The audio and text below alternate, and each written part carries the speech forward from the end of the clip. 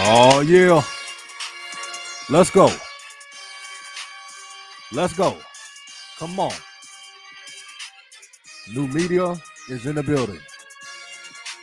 I repeat, new media is in the building. Come on. Shout out to the chat. We're going to talk about the Bulls, Lonzo Ball, and I'm on. Woo! Boy, I had to come out with some flame today. I'm energized. The Chicago Bulls have transformed their team, and I got a special guest.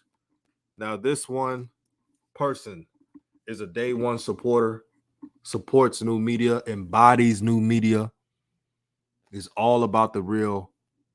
My boy Dex. What's good, my brother? How you doing, brother DJ? And shout out to you. Shout out to the umbrella of new media. Shout out to Ball Fact. Shout out to AB the Hero. Shout out to Flight Sports TV. And shout out to Hoop Jargon. And shout out to everybody who support and give their time and their effort to make sure new media reaches its highest plateau. And big ups to your chat. Thank you, my brother. And also J&J Video. I see you, my sister, and I hope you're doing well. I'm free today, so if you do a live stream, J&J, let me know. I'm definitely on board. So Dex, man, looking at the Chicago Bulls, acquiring the number one pickup is Lonzo Ball. You got to have a point guard. Now, I don't give a damn if ESPN doesn't say his name, but he was the number one priority. Zach LaVine wanted him. I repeat, Zach LaVine wanted him. The Bulls organization wanted Lonzo. I flip on the TV and I see Shines not bring his name up, bringing up DeRozan and everybody else. And DeRozan's a talented player, but their number one weakness was not having a true point guard. Yes, sir. And to catapult on what you just said is that DeMar DeRozan is a very, very unique type of player, and he has a skill set that can't be overlooked or glossed over. But that's not what Zach LaVine was calling for. Zach LaVine was crying from the depths of his lungs to get a point guard who can stabilize, who can utilize, and excel the Bulls to another level. And that other level is to extend their season, because everybody starts the preseason to extend their season, and extending their season is taking them into the playoffs and beyond, and giving them a chance to win that chip, because that's what all hoopers strive for, is to be at the pinnacle and the top of the mountain as a champion. And Zach LaVine believes that Lonzo Ball is that player that can catapult them into the next level and extend their season and have a deep run into the playoffs, and ultimately probably see either the Bucks, the Sixers, or the Nets in the Eastern Conference Final. You're preaching today. Now, this shouldn't even matter because Lonzo has moved on from the Pelicans, even though the Pelicans always bring its name up. I don't know why. They have moved on from the Pelicans, even though the Pelicans always bring. Well, the thing about that is the Pelicans are heartbroken, to be honest with you, DJ. They're heartbroken because they felt shortchanged.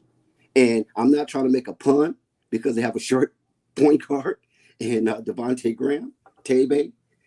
Shout out to Red for, I don't know why they start you.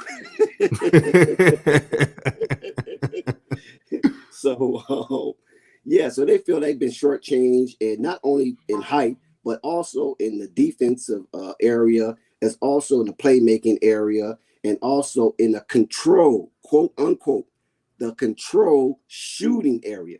Because Lonzo Ball, although he may have been inconsistent with the Pelicans, according to statistics, but he was a controlled shooter.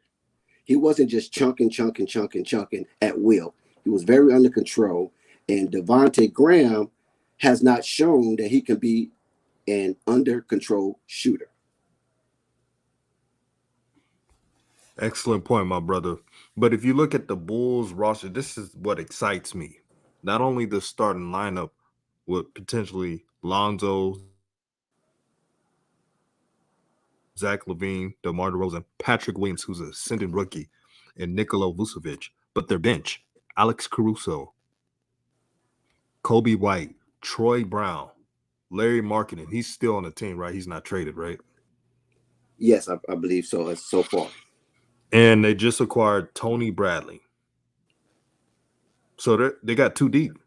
They got a too deep roster. I predict the Bulls going probably a 4th seed. What do you think? Yes, that sounds like the Bulls will replace the New York Knicks as the new perennial favorite to be a first round home hosting playoff team, because the Knicks seem like they lost a little punch because they didn't get the type of players that 50 million should bring you, unfortunately. So bad news for the Knicks and good news for the Bulls. And I believe the Bulls have the potential to win their first round match if all stay healthy and all buys in with the Lonzo Ball, DeMar DeRozan, and Alex Caruso addition to that team. Now, mind you, I was watching Jalen and Jacoby, old media, of course, and they used the Chicago Bulls and Lonzo Ball image as a attraction to watch their segment. And then when I watched that segment, thinking I'm gonna hear, some fullness, substance on Lonzo Ball being the new addition to the Chicago Bulls, unfortunately, I was let down. Because what they did was they used his image and his likeness, but didn't really talk about him as much as being a potent member that will catapult Chicago Bulls into the next level. Man, I'm really intrigued. And shout out to Rev King Fuse Lit House. Make sure you subscribe to his channel. The brother's a real one. Man, you doing your thing there, man. Shout out to that brother. One thing about Rev, when he talks about sports, he's passionate, man. No matter if you agree or disagree, Rev's gonna keep that passion. So shout out to that brother, man. Yes, sir. I believe Rev is a little bit beyond passion. Rev is a cold warrior. He reminds me of, I don't know if you're familiar, in the revolution struggle with Dr. Khalid Muhammad. Dr. Khalid Muhammad. All praises due to him, and may he rest in power. He was a warrior. You couldn't hold him back. He was just a stallion without a girdle. And Rev, to me, with his warrior spirit, he just want all to come out the way it should come out. And the way that he expresses himself brings a fullness of energy. It's like a supernova within the depths of the universe. So shout out to Brother Rev, and keep it going. Shout out to DKM, and y'all keep it going and do your thing. And hey, we hope we meet you at the crossroads. Exactly. Well put. And we got Hoop Jargon in the building. What's What good, up, my brother? Man, y'all on my topic, man. Talking about Zoe and these Bulls, man. This is a great situation, and I like the pick, man. You say 4th overall. I think that's definitely in the wheelhouse for to happen going forward, man. You got the makeup for Lonzo's skill set, and me having an opportunity to hang with LeVar last week, man, one of the biggest things is, man, let Lonzo be Lonzo. And, I mean, we've been saying that consistently, so that's not necessarily new breaking news. However, he know what he raised, man. He made Lonzo to be, and I even made this example that we said on your show, DJ, several times about him. Let him be Peyton Manning. Let him go out there and be the extension of the coach on the floor.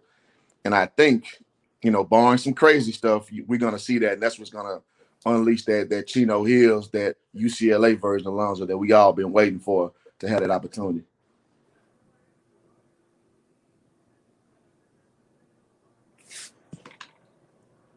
Also, hoop jargon. I have a question for you. Yes, sir.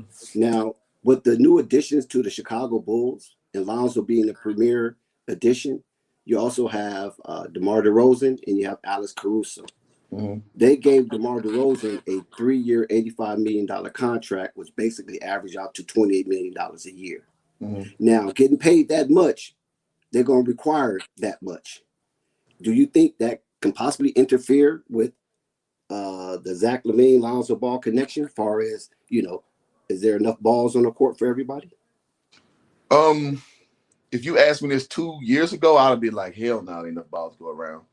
I think DeRozan is in a point of his career where he knows he has to do a little less to do more, if that makes sense. And also the Bulls, to lure him away from like possibly going to the Lakers or what have you, they had to overpay, which I think they slightly did. But I think you want the veteran leadership to basically complement the young talent you got. And I would think at this juncture at his career that he understands that it's not his show at this point. At least I will hope.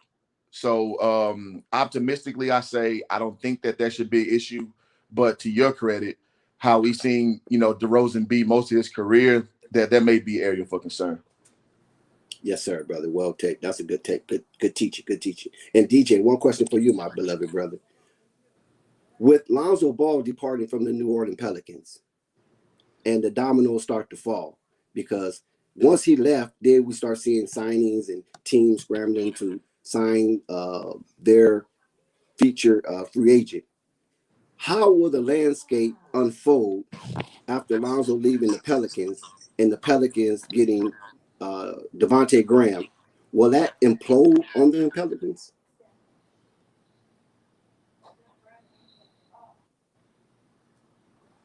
DJ, if you can hear me, I can't hear you. Yeah. It went in and out. Can you hear me now? Yes, sir. Oh, say that again, my brother. Like Lonzo Ball, once he got signed to the Chicago Bulls for that $85 million 5-year stretch, the domino effects start to unfold where teams were scrambling to, to get the remnants of the free agents that was left available to sign to new teams. Once Lonzo Ball left the New Orleans Pelicans, now the Pelicans receive Devontae Graham, and the Pelican fans seem to be in dismay and livid about the trade because they felt shortchanged. Do you think that will cause an erosion or an implosion amongst the Pelicans players? No, the Pelican players got, let's be honest, they got a lot more problems than that. Zion is not happy right now. His close friend Lonzo was traded to another team. On top of that, they don't have an identity or a culture. Now, I hope Willie Green does a good job because he's a good brother. But they're undersized in guard. They got Kier Lewis, who's undersized. Now they add Devontae Graham, who's an undersized guard. That's more defensive problems. They're already a bad defensive team. So I don't get how some Pelican fans, I'm not going to do all because there's a couple of Pelican fans I'm cool with who will keep it objective. I don't know why they're worried about Lonzo when their own house is not even clean. Well, I believe the reason why they worry about Lonzo is because they put a lot of the blame on the Pelicans' shortcomings on Lonzo Ball's play, or his inconsistency, or his lack of assertiveness to become more of a vocal leader. So if he goes to the Chicago Bulls and excels, how would that look in the face of David Griffin in the Pelicans? Well, I think it may be a little bit that, let's be honest, the Pelicans are very far from a storied franchise. And so there's so many talking points you can have in a given franchise. And whether they love or hate Lonzo, he was something to talk about. You understand what I'm saying? So to Dex's point, whether it was to be the whipping boy or to be the beacon of like change around the corner or whatever, because there's no culture, like you said. AD's tenure, it didn't really lead to anything. It was first round exits and usually a gentleman's sweep at that. So what Zoe represents is a big chunk of their identity gone and a big part of the AD trade gone. So like the AD era is two levels removed now. So Lonzo is that lingering, little entity that was a part of you that's no longer there. So you feel the need to speak on it when you never really accept him in the first place. So, I mean, you need to just let it go. Let him go do his thing. You didn't give him the keys. You brought in 2 coaches who didn't let him do his thing, and you just let it go. But with time, people generally let stuff go. So I'm not really worried about that so much on my end. But, I mean, that's probably what's explained the phenomenon a little bit. That's a good point. I like how you spread your sauce on that meat right there. Appreciate it. What you think, DJ? David Griffin, man, he's trying to what's the saying? He's trying to make something out of nothing. And his reputation is off the backs of LeBron James and with the Cavaliers. Agreed. So when Miss Benson hired David Griffin, they thought he was a miracle worker. They thought he was going to just transform the Pelicans from a fan base who only cares about football, New Orleans Saints, to a fan base that will just all incline into knowing basketball.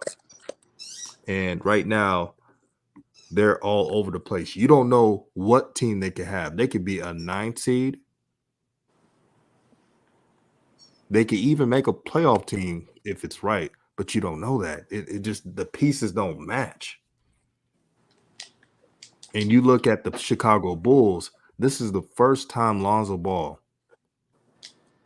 is playing in an organization, better coach, the best coach he's ever had, number one. Better players.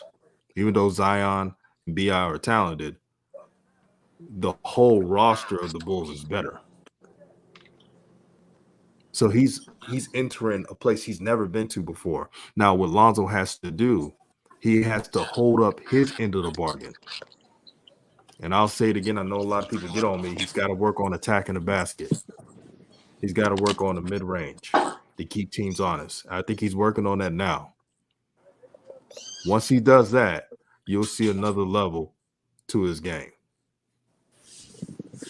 Yes, I think just a natural progression, man. Like for some reason, some people kind of want Lonzo to be this finished product right off the rip. And when I always, what I'm saying, I've been telling people all the time, you don't get a good barometer of what a player is to about year 5.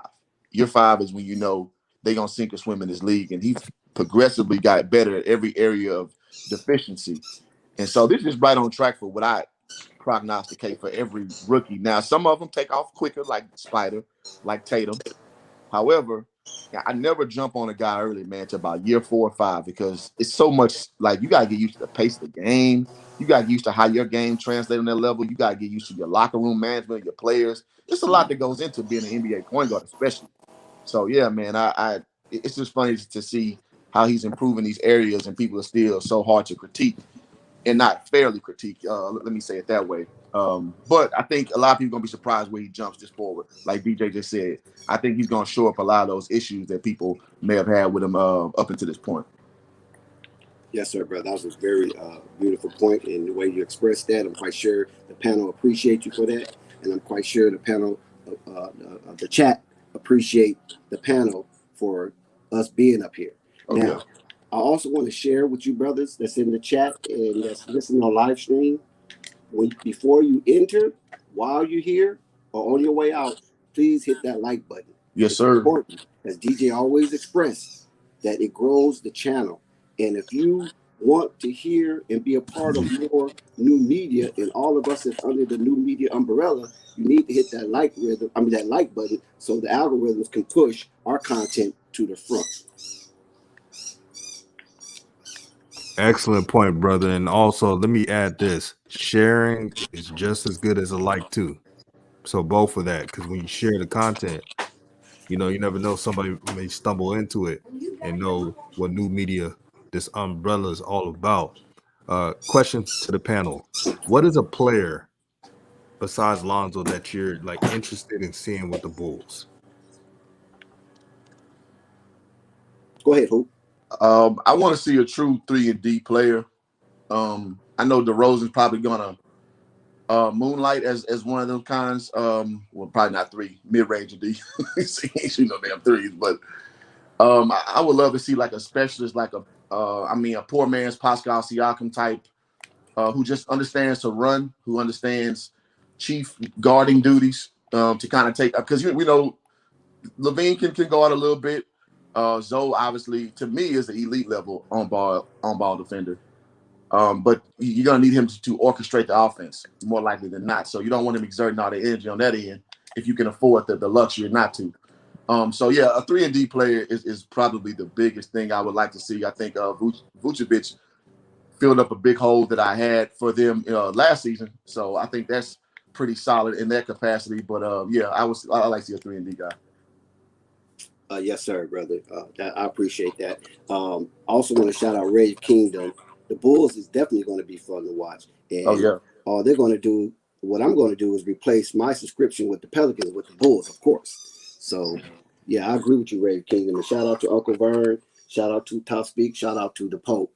I agree with Top Speak over here in the chat, where he says that if I'm Billy Donovan, I will pull this lineup: Lonzo Ball, DeMar DeRozan, Zach LaVine, Patrick Williams, and Nikola Vucevic. I agree with that. Yep. I don't believe DeMar DeRozan is going to come off the bench, so he's going to be in there. He's getting $28 million a year, and I believe the type of player they should add, I believe they should add a small forward who's not necessarily a scorer, but someone that can set some picks and maybe slash to the basket from time to time and be more gritty as to look for loose balls and accept charges and things of that nature. Now, that one player I don't really have in mind, because I don't know if he's any type of player like that is available during this free agency. It could be a trade somewhere down the line, but I think the Bulls need at least one gritty player coming off the bench. Who's your wish list guy if you just could snap your fingers and have him? Reasonable. Montrezl Harrell, of course. Okay, all right. That's what I want. You know what I'm saying? Tread. You know Yo, what I mean? Dex. I see someone said Kelly Oubre. What do you think about that? No, not Kelly Oubre. Okay. We already got Zach LaVine, so we don't need no Kelly. Makes sense. We got somebody that can dunk and, half-ass play a little defense here or there.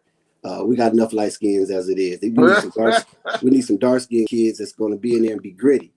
Don't care about scratching their face or their elbows or something. Man, if Oubre played harder consistently, I love his skill set for it. But I think the Warriors kind of showed that it's a lot in theory with Kelly Oubre, man. It's what Kelly want to show up on each night. You know what I'm saying? Exactly. Yeah. So yeah, I'd Trez, because listen, I spoke to Trez face to face. You know what I mean? And the energy I get from Trez, he reminds me of somebody that go get it. You don't care who he played for, who he played with. I'm going to get it because that's my character. You feel me? I'm going to get my elbows dirty. I'm going to get my knees scratched. Whatever it takes, I'm going to go in there and get it. And that's the type of player that I feel the Bulls need to really take them over to the top. Not only get to the Eastern Conference Finals, or maybe even, get into the championship game. How you feel about like a Lemon Pepper Lou type guy? Like just a guy dedicated to come off the bench and give energy even from a smaller position? You know what? That's a good point. Let DJ handle that one. Let me ponder. Yeah. Well, I'll put it like this. If Lemon Pepper Lou, let's say it like this, shout out to Lou Will, if he accepts his role off the bench, he will come off the bench, but I mean really accept his role. So if he's in a lineup with Lonzo, he knows that he got to be a little different than what he is without Lonzo playing. But I think his game is really, really good. He's a bucket. You saw him in the playoffs. That adds more depth. You can never go wrong with more depth. Yep. Yeah, I just noticed. When you look at playoff deep run teams, last few years, man, Lemon Pepper Lou been in the equation. I don't think we can deny that. So I wouldn't mind seeing a guy like that. I know he's a free agent right now. There's not a lot of buzz going on for his services.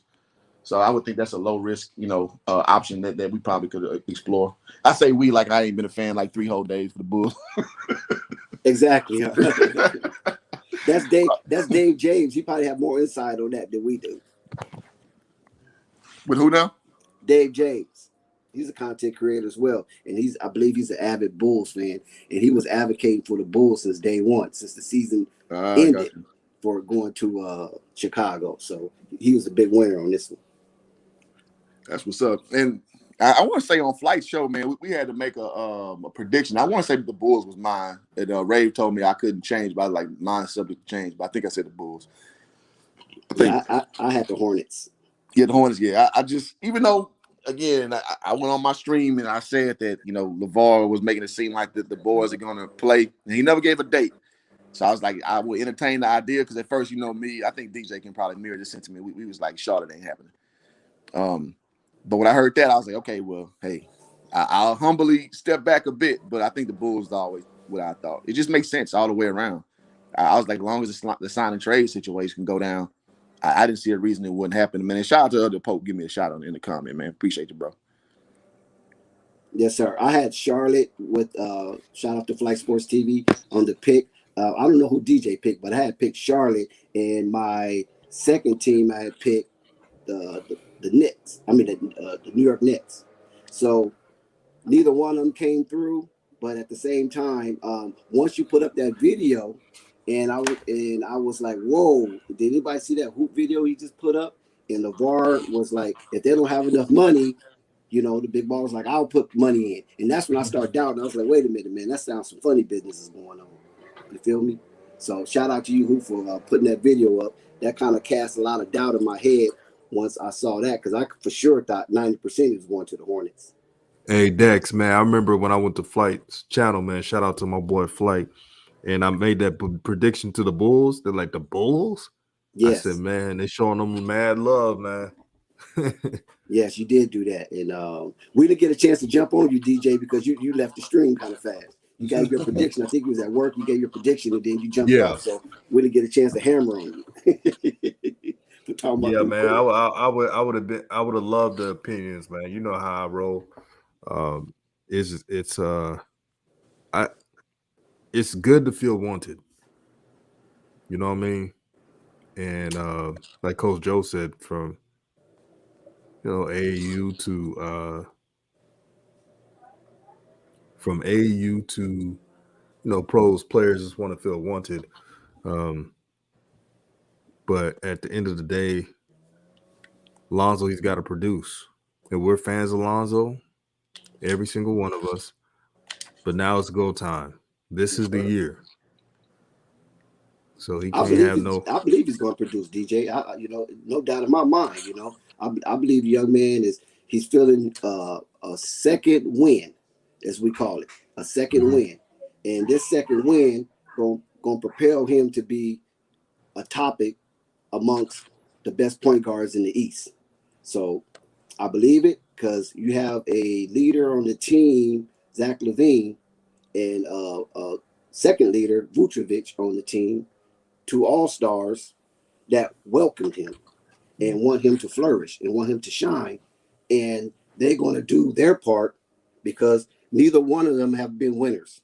So if you put the combination all together, my IQ, my playmaking decision, my hustle, my speed, and my ability to share the wealth, and you have DeMar DeRozan, who is a winner. So we don't want to forget DeMar DeRozan. He's a winner. He has shown he can win. He haven't won a big one, but he has shown that he can propel a team to the Eastern Conference Finals and be a number 1 seed on their way there. So he has a winning mentality.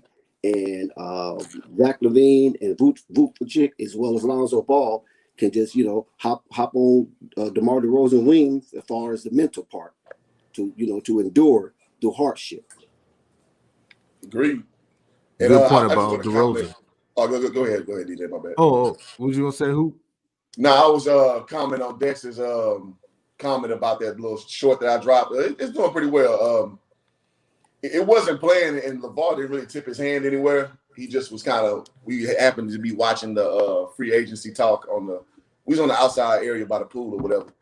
And I was like, this will make for a funny little, I didn't know what I was going to use it for.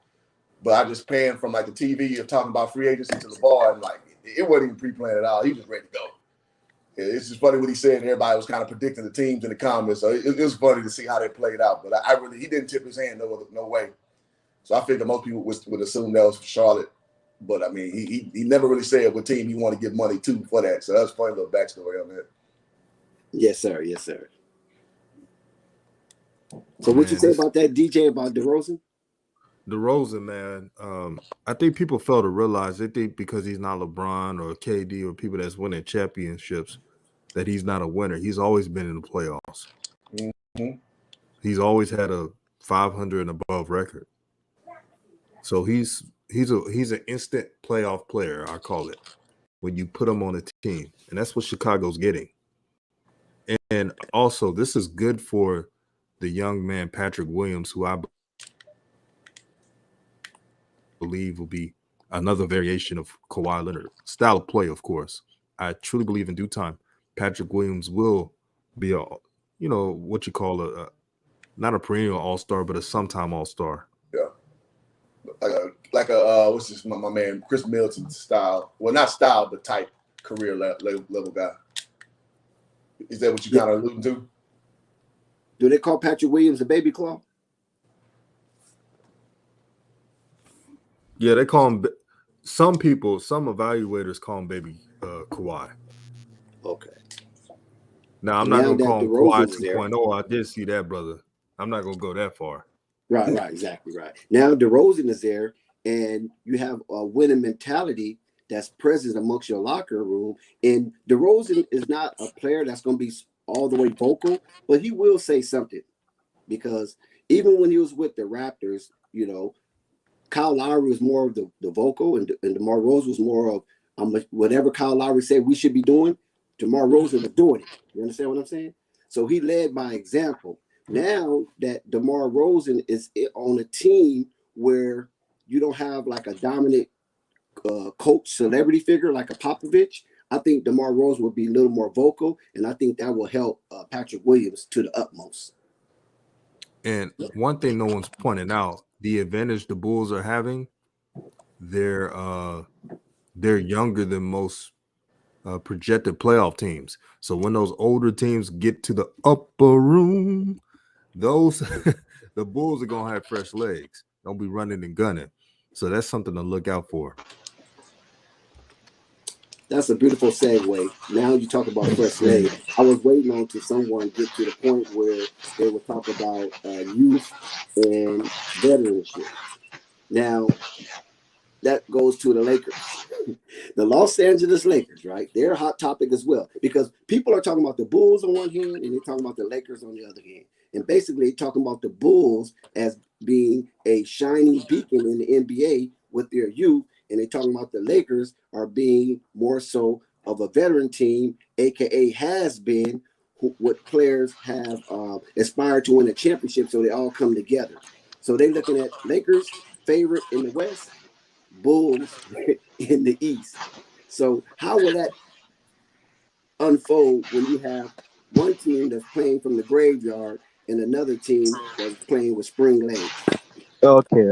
On that, it's a different case. You see, y'all talking about DeRozan, right? Because there's so much to really unpack. DeRozan, as much as I like his playoff experience, there's one warning I gotta tell you. From a Raptors fan, he chokes in the playoffs. So that's another thing. I just hope he doesn't do that this year, man. That's just it. And another thing, when it comes to the lineup, I know I put DeMar at power forward, and you're wondering why power forward if he's a small forward.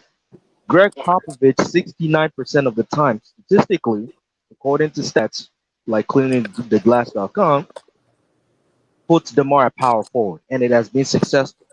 So it's best you run DeMar as a small ball power forward, like a Miles Bridges type player, who would go and score in every level and catch lobs from Lonzo, which is just very simple. And on defense, you can make him guard the small forwards, which is just not the hardest job. Well, I say the Chicago Bulls, man. I'm getting more and more excited by the day, man, by the minute about these dudes because Chicago haven't had no excitement in the building since Jordan. Since Jordan left and Chicago was on fire in the 90s. You hear me? that was the hardest show you could watch. Okay, So for Pope. 1 second, United Pope. Center, Pope. yeah. What about Derrick Rose? Yeah, Is he they were recording pretty anything? exciting there, bro. Okay, But my bad. But yeah, see, the baby boom. that was Baby so boom. it was fly by night though. It was like it Three. was with Right. us for like they was hot for a hot second. You're right though. I did forget about that. My bad. So that's what I mean. I mean, they had a quick little hot flame with Rose, then he got hurt, and that was over. That was all she wrote from there. But man, this is a squad, like even better than Derrick Rose team. I'm trying to tell you, like Vucevic and them ain't been on this stage, and they really their games have kind of went kind of like Yeah. Pau Gasol when he was over with the Grizzlies. Some people who really watch basketball knew Pau was official, but he when he got to the Lakers, he was able to really showcase and when he got players around him that fit his style, he was able to play. Vucevic, even Zach LaVine, he been over to Timberwolves trying to hold it down by himself. That didn't really work. They put him over on the Bulls trying to hold it down by himself. That didn't really work. Everybody got pieces that fits what they do that take a little more pressure off them and make their game easier. These Absolutely. dudes, DeMar DeRozan, even he get a what you call it. He get re-energized with this. Like, oh, okay, now Yeah, I'm back I'm back in a element like Chicago fan base is lovely, the city lovely. The franchise got history to it. I got Lonzo with me, Zach LaVine with me, Vucevic with me, Patrick Will. He got too many. It ain't gonna be on him in the playoffs. Zach Hey, I'm LaVine, gonna the say this man. too. Pope to yeah. Pope's Okay, credit, I think that's guys, hold on. I got a question. hold on 1 second. So I think that that's Okay, a great point that Pope made because it's almost like the Andre Iguodala thing. When you was asking him to be a primary player, you got mixed results from him. But when you ask him to be one thing, which is like to your credit, you said him playing the power forward. That's when Andre Iguodala started playing those positions later in his career because you didn't ask him to do a lot. So he still had a lot of ability, if that makes sense. So we may see a renaissance from DeRozan being a more versatile player than we even imagined because he's not asked to do as much. Let me 1 add second, Tafik, before you Correct. go. Hold your thought, Tafik. I want to ask Hoop a question real quick. go ahead. There's an individual in the chat named Nathaniel Oliver. He wanted you to explain the four out and one offense for the casuals. 4 out and 1 in. Yes. Yeah, so basically you're just trying to create matchup problems. So when you're 4 out, you're gonna make a big have to guard out there. So you just either you can dribble handoff, you can just run like a little outset motion to get a like a switch, and you just take your man off the dribble. If you watch college basketball, smaller teams do that shit all the time. And some even run 5 out, and they just expose the hell out of traditional bigs when you run that type of offense. So I think the personnel, hell yeah, man, they got a lot of opportunity running for the Bulls. and speaking of that hoop jargon, they actually have the personnel to run a 4 out 1 in. Because like I was gonna ask you guys that. Does do you see some I forgot his name. Draymond Green like player in the DeRozan because he's more of a Draymond Green like playmaker. So do you see that a guy that's gonna facilitate for Lonzo and just getting open shots, or you see him doing a combo because they see Demar as a facilitator that can get everyone open and can also be a guy that can cut to the basket. So yeah, which one is it? You asking me? I'm asking everyone. Okay. Well, I don't know. either Hoop or Pope. Those are two basketball semi-gurus. So when you have a basketball question like that, it's probably best to ask either Hoop or Pope. If The I'm not reason mistaken. why I asked is because of that DeMar is more suitable at the power forward position. He's like a Miles Bridges like player, but a playmaking Miles Bridges. So it's like you have to put him at a small ball big, a small ball power forward. So that's why I asked the question. Well, can I ask you? Okay, so who's going to run small forward then if you put him in power forward? Patrick Williams. Okay, so he can shoot that thing and all that. Because like I said, I'm not familiar with Patrick Williams' game like that. He can shoot a little bit. No, he's not the best at it, but he can shoot. He can shoot mid How range. how tall is he? 6'7". Okay, I mean, so that's interchangeable if you really think about it. I mean, they could either do Yeah, and he and it really DeRozan at can the just same height. flow. Right. I mean, yeah, they can just flow how they need to, depending on the matchup, which they're a matchup nightmare. So when you look at the 76ers on who they got on their team and them matching up against the Bulls, or you put, because Vucevic he gonna make Embiid work as well. He got an offensive game, so he not gonna just be able to stand around and not have to really play D. On top of that, man, it's just like I said, they're a hard matchup. They're gonna be a matchup nightmare because if you got two big fours or 4 or 5, who gonna stick Patrick Williams? Who gonna stick DeMar DeRozan? And I like to sliding possibly Levine over to small forward. Like that's the good part of the interchangeability that this team has. You can put Kobe at the point, Zoe at the 2, Zoe at the point, Kobe at the 2. Yep. You can slide Levine over to the 3. And if you really, really, really want to get cute, you can slide him to the 4. I've seen Gerald Green play the 4 before. Come on now. It's possible. You know what I mean? Yeah. So don't forget about Alex Caruso, who. Yeah, man. You got a lot of parts that you can get real creative with and still be a faster pace. So, yeah, man. Shit, hell, you to answer and learn. Depending on who you playing. And to answer and learn, please, for a second. You said that this DeRozan played power forward at the Raptors. No, he was the second option, and he was a shooting guard. But when he came to the Spurs and played with Greg Popovich, 69% of the time throughout the season, he was playing power forward. The statistics says so. According to cleaningtheglass.com, he was more efficient when he played power forward. It's that simple. I see him as a playmaking Miles Bridges. Yeah. They just tell me less is more at this stage of his career. You ask him to do less and be proficient at doing less, he's a better player and a better value overall. That's what they tell me. Right. Hey, yeah, how y'all doing, man? All right. Yeah, and brother, you just jumped on the panel. Introduce yourself so the chat will be familiar with you. Hey, my name is Zoe. I'm a Chicago Bulls fan. I'm from Chicago, and I'm also a big Lonzo Ball fan. Also a fan of new media. I watch a lot of y'all content, and I just wanted to get my input on the Bulls and a lot of the stuff y'all were saying as far as like the power forward and small forward position. Um, I feel like automatically in the gate it has to be Pat at power forward because DeMar is more agile than him.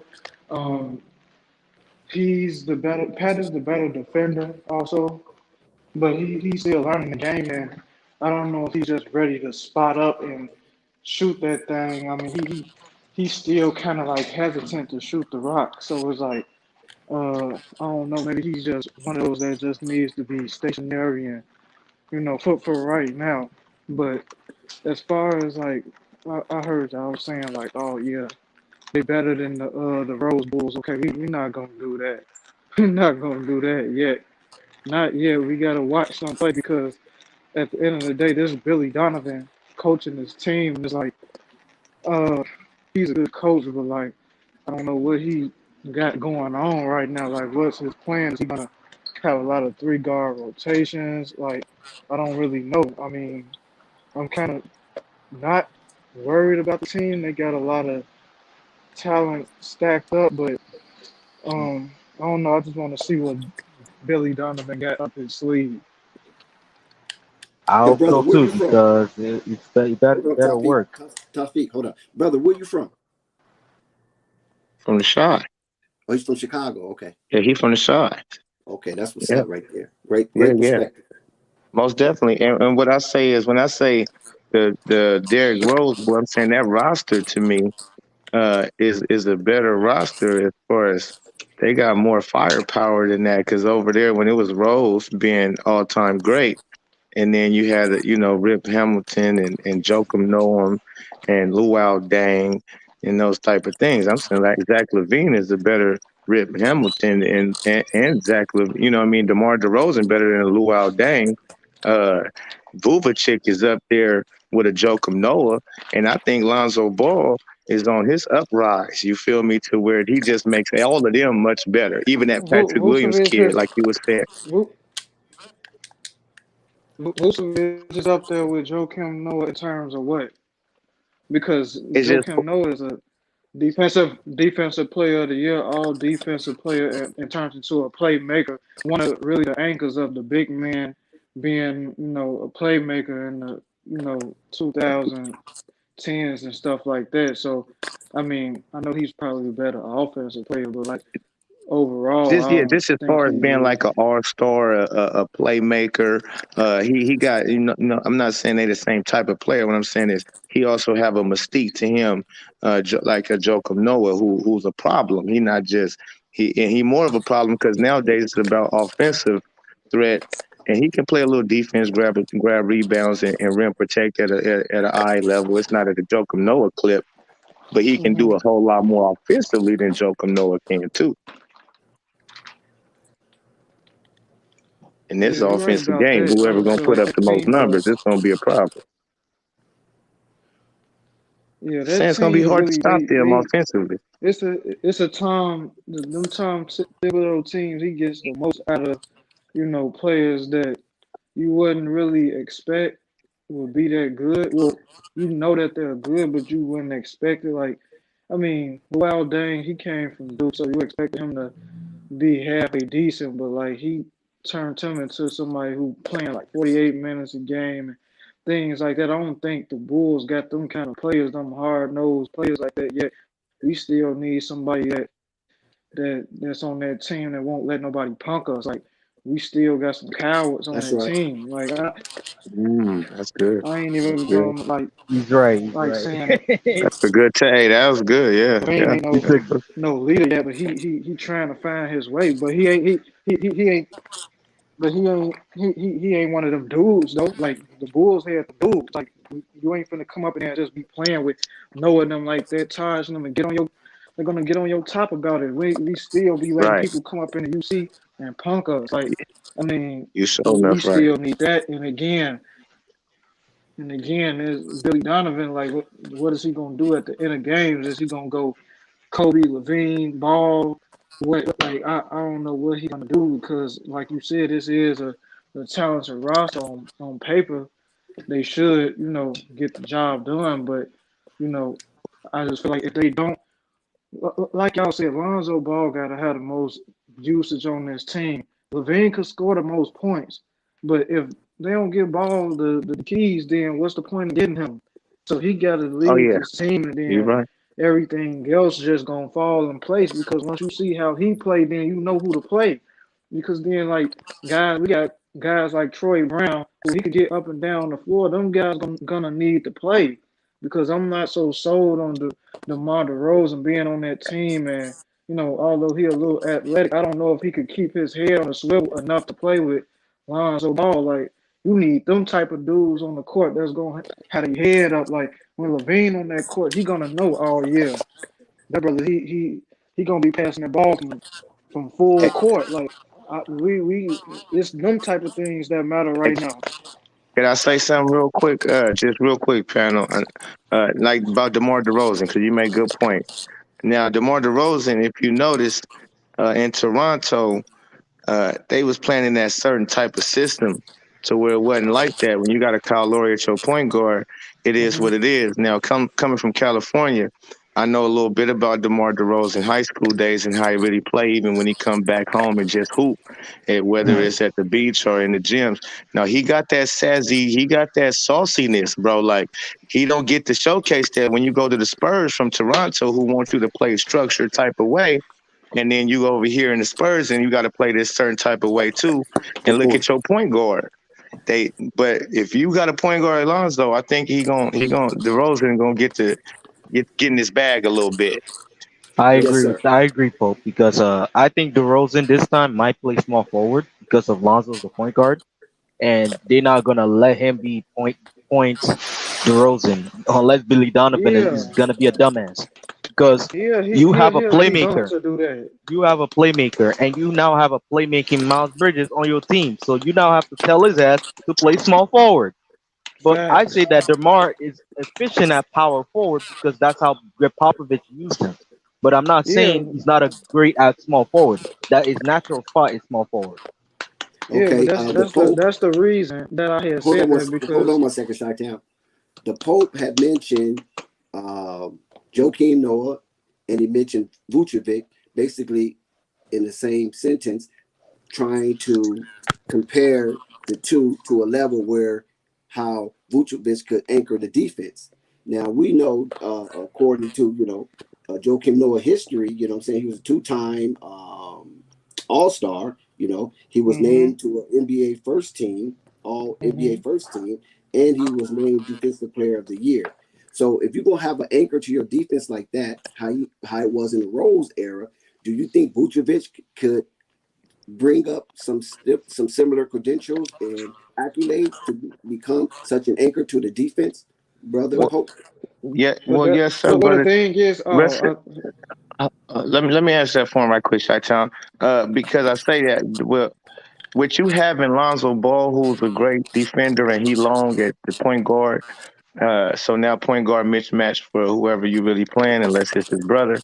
And then you got Zach LaVine, who's pretty serviceable on defense as well. DeMar DeRozan let it get down and dirty on defense. Patrick Williams seems to be, they calling him the claw, so he must got some defense to him.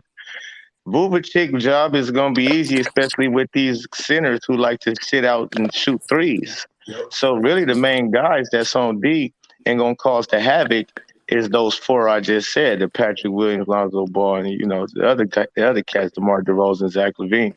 So as long as Vuvicic can move a little bit. He not a liability on defense. So with having those four dudes around you, it makes your defense your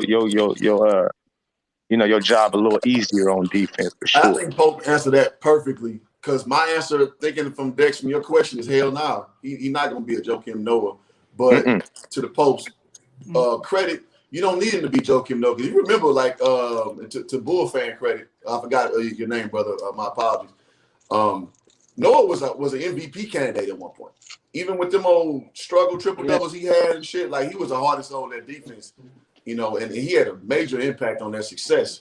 But the beauty is they don't need Vucevic to do that. They need him to just be a solid ass big. They don't need defensive of the year prognostication. They don't need a rebound leader of the year. They don't need that. They just need him to be solid, him to play these easy ass bigs, in this era. As we know, they will stand out and shoot like the Pope just said as well.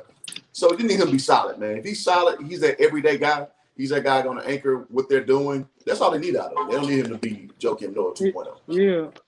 Yeah, and I wouldn't expect him to be because that also depended on the coach. Like on the offensive side, he had the green light with Tom. Once Rose started getting hurt and stuff, he needed a playmaker, and he trusted Joe King from seeing him up in college that he could do that. So he had the green light to turn himself into a playmaker and things like that. And then on the defense, it was just that's in him. I don't know if that's really in Vooch to do that, but if Vooch end up doing it, I mean, I don't think it's going to be to that extent, but he really, like, he's the only center. I mean, we got Bradley, but, like, I mean, I don't know how much he's going to play, but he really going to have to, just as long as he average, he'll be okay. Can I say this about Billy Donovan, though? Because I know, how long has Billy Donovan been coaching in the league now? Maybe 10 For plus. a minute now. Last year was his first time missing the playoffs. Okay, Hold on one and second, panel. Hold on one second, panel. Let's give a shout out to Flight Sports TV. Flight Sports TV. Flight I Sports. was even gonna, since Flight is here, I got a question about the Kemba Walker signing. Any thoughts on Kemba Walker joining the Knicks because now they have a starting point guard?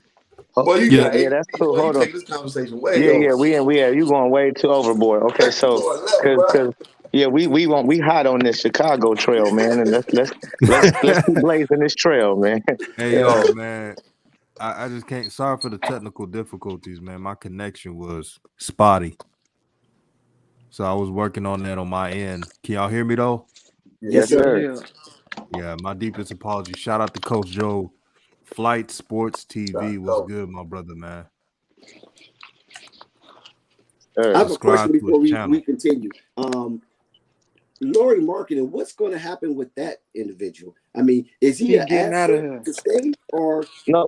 See, I think that's their four. That's their four, not DeMar DeRozan. He'll be their four. Patrick Williams will now probably come off the bench. If not DeMar DeRozan, I mean, that's going to be a battle. They're not benching Patrick Williams. They're starting Patrick Williams. I think Lowry's out of there, bro. He's gone. Yeah, he's bye. They can't keep him because they have to pay Zach LaVine.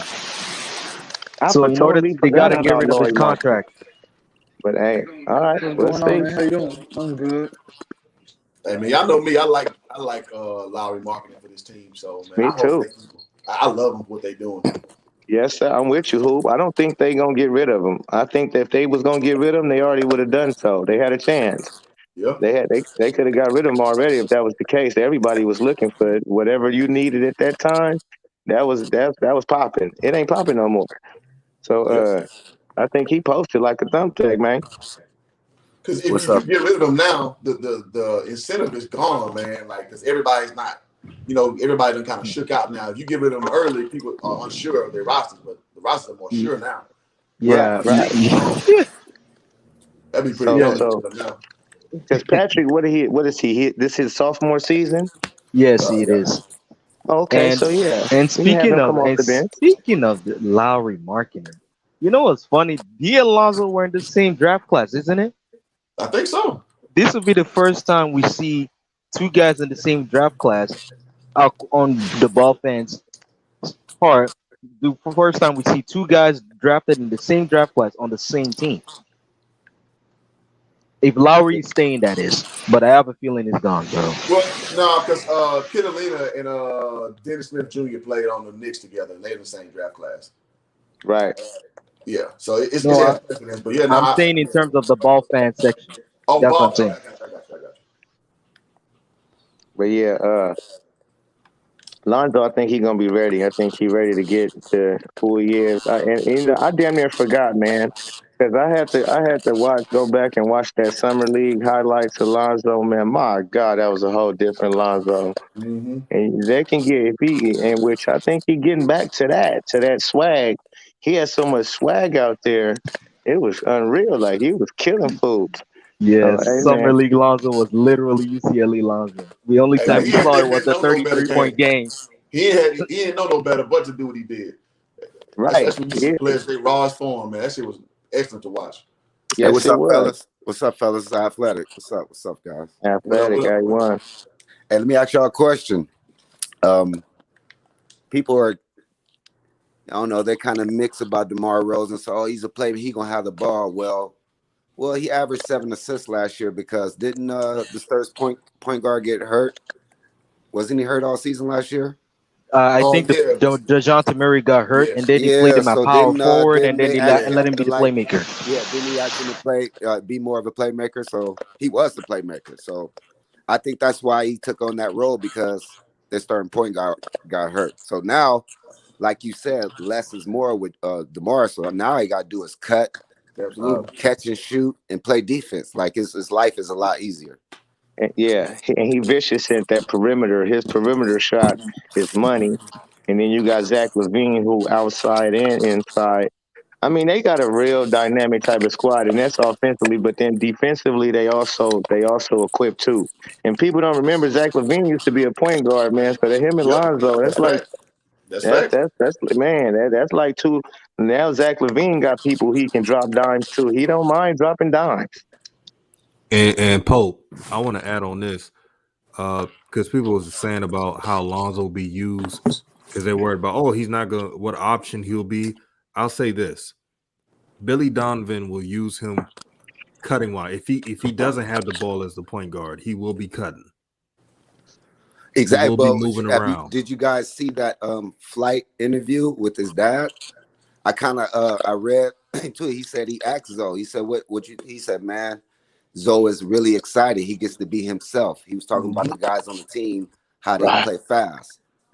So right. There you go. that's the reason why he chose Chicago, because he could be himself Yeah, and they he told got him the they was gonna keys. give him the keys. Yep, they Exactly. told him. Mhm. Yeah, so See, if they hold their word, which most likely, like everybody been saying, they've been wanting Chicago, been wanting them. So I don't see them saying, "Yeah, we're gonna give you the keys, Lonzo, give him his money," and then he get in the building. They're like, well, let Zach Levine run the point." it's not Well, about the hold on option. one second, About panel. Hold on. Let's don't Mhm. gloss over this too fast now. Hold on 1 second, panel. And shout out to DJ Raw Uncut. Keep in mind, Chicago was not the first team that he really wanted to go to. So let's keep that in perspective.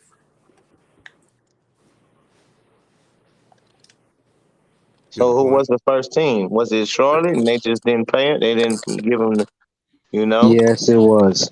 If they okay. say You wanted. if they say teamwork makes the what work? Well, Teamwork makes the what work? I Dream said. work. I said that teamwork makes the dream work. Charlotte was the first because of his brothers, but they were trying to lowball him like no luck. So they're like, well, I'm gonna go to a team that will let me be myself. And I mean, Charlotte may have been his first, but Chicago was hit, for They Chicago. first, They right? was his exactly. So you know what I'm saying? They've been on that dude since draft. And of course, his brothers would be his first. I mean, that's cool. So basically, Chicago. If it wasn't for his brothers being over there, Chicago would actually be his first. That's fair. Yeah, man. Out of all the teams in the league, I mean, it's like shit. My brothers could be playing for Detroit Pistons. That's probably be my first option, just because they over there. So basically, uh, our brother Lonzo, he had some leverage, but he didn't have 100% leverage, right?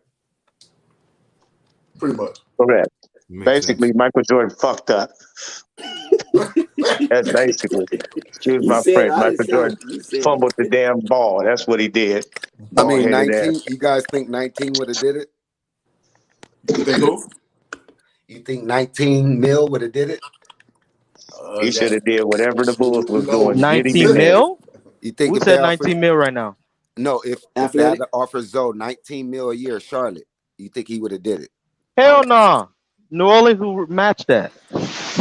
They said 19 mil is the max they can match. So they will match it easily. And Lonzo will I be a don't think Pelican. David Griffin was gonna match anything, man. He will. That David Griffin was not going to match 19 million. I'll say that right here. No, he wasn't. He wasn't. David Griffin could have matched Lonzo's contract. He just intentionally didn't. So instead, you got a negative player on defense, and you struggle with three things that Lonzo is good at. Now he's gone. You don't even have that no more. Now taking David Griffin in perspective, like Hoop Jargon mentioned earlier, but he just didn't really go into the depths of it, maybe because he chose not to. But when you look at David Griffin in the Cleveland Cavaliers, right? He had the Cavaliers when it was like kind of trash. Is that correct? Yeah, for sure. Then they got LeBron came back and then they started winning. Is that correct? Mm-hmm. Now Cleveland is known as a what city? Shitty city. No, Cleveland Wasteland, for sports. There's known as a Oh, what city? trash. wasteland. No, not how's it wasteland? I'm What thinking city? of They ain't won a sports. championship in Sports. like 50 some odd years to LeBron won one for him. Exactly. But what city is Cleveland? What kind of sports city is Cleveland? If anybody say Football. I'm going Football. to thank you. Cleveland Browns. The dog pound, right? They trump Okay, there you go. everything. The dog pound trumps everything. Win or lose, they trump everything. And people's wholeheartedly with the dog pound, right? In Cleveland. Okay. Then he goes to Charlotte. The Pelicans, New Orleans. What kind of city is the Pelicans? Excuse me. What kind of city is New Orleans? It's a Football. football city. The Saints. Yes. It's the Saints and Woody nothing want to else. mess with the Saints. So Saints go and back to nothing what Hoop else. Jargon said earlier, is that they thought David Griffin was a miracle worker. You follow what I'm saying? He brought Cleveland out the cellar dwellers to become champions in a football city. Now he goes to New Orleans and trying to bring them out the cellar dweller into a football city, into a basketball champion. And it didn't work. So far, it hasn't worked out. It's been a disaster. It's funny that Cleveland got relevant again when LaMelo went to Spire. Yeah, that's a good point. Hey, the spotlight finna be so good on the Chicago Bulls, man. Them dudes is ready for it. That Zach LaVine, he been working hard to finally get this recognition. Because even though he had a hell of a season last season, and people know his name like that, hey, listen, they don't talk about Zach LaVine like he feel like he should be talked about. Okay, all right. But now they gonna get to see. He will be TNT bound. Hey, the And, dude averaged 28 a game last year. Like that, just nobody talk about that shit. It's just right, they say because his name. He's a good player. The dude averaged 28. He's on the Olympic team. Like, right. get this dude his props, man. And he keep getting better. You know, he had that horrific injury, and then he slowly came back. But he now he like, yeah, I'm one of them dudes. Man, Like y'all the better thing about recognize. getting injured is you're gonna get injured early because your body's young and it's gonna heal back stronger. Yep. So the shit's gonna happen. You know what I'm saying? It's just when. You know? And Or people do see it. him as a dunker too, so I think that kind of messes up his hoop rep, as it were. That most people think of him as a dunker first because before he really got into his own. And so let me juxtapose it this way: Blake Griffin's a dunker too, but Blake Griffin had basketball respect too, but he had a higher clip of success around the same time. Zach LaVine won shit in Minnesota, and then was this big dunk king, just like Aaron Gordon. And so they tend to not say if it's fair or not. They tend to get a little disrespected on the hardwood when they're actually producing. So I think that may attribute to a little bit why everybody sleeps on him consistently. Yeah, Hey, shout we out got- to Coach Joe. There you go. Yeah, shout out to Coach Joe, one of the Coach best Joe, to the ever man. do it. One of the Yep. best to ever do it. You follow what I'm saying? Very high acumen as far as basketball and as far as being a leader of men and as far as expressing his knowledge and his experience and closing the gap between the old heads and the jits. So Yeah. shout out to Coach Joe for that. And DJ, question for you, brother. Is the Chicago sir. Bulls the new wave? I won't say the new wave yet. They got to show it, but the potential is there. I got to see what Billy Donovan does. He has a good reputation for what he did at Florida, but this is the NBA. Mm-hmm. Will he use Lonzo correctly? See, the problem is people are saying, "Oh, he's not going to be the first option." That's not the point. Will he be able to play point guard? That's all that matters. And if Lonzo can play point guard, then he's straight. Yes, sir. Yep. Give him the keys, man. And just watch You him All work. it's about. Yeah, I say Shout the out new to Coach wave. Joe. Shout out to Coach Joe. The new wave of the NBA this upcoming season, man, is gonna be the Ball brothers. It's even though they're not on the same team, man, it's gonna be what LaMelo upcoming season with the keys to the Charlotte Hornets with his brother over there.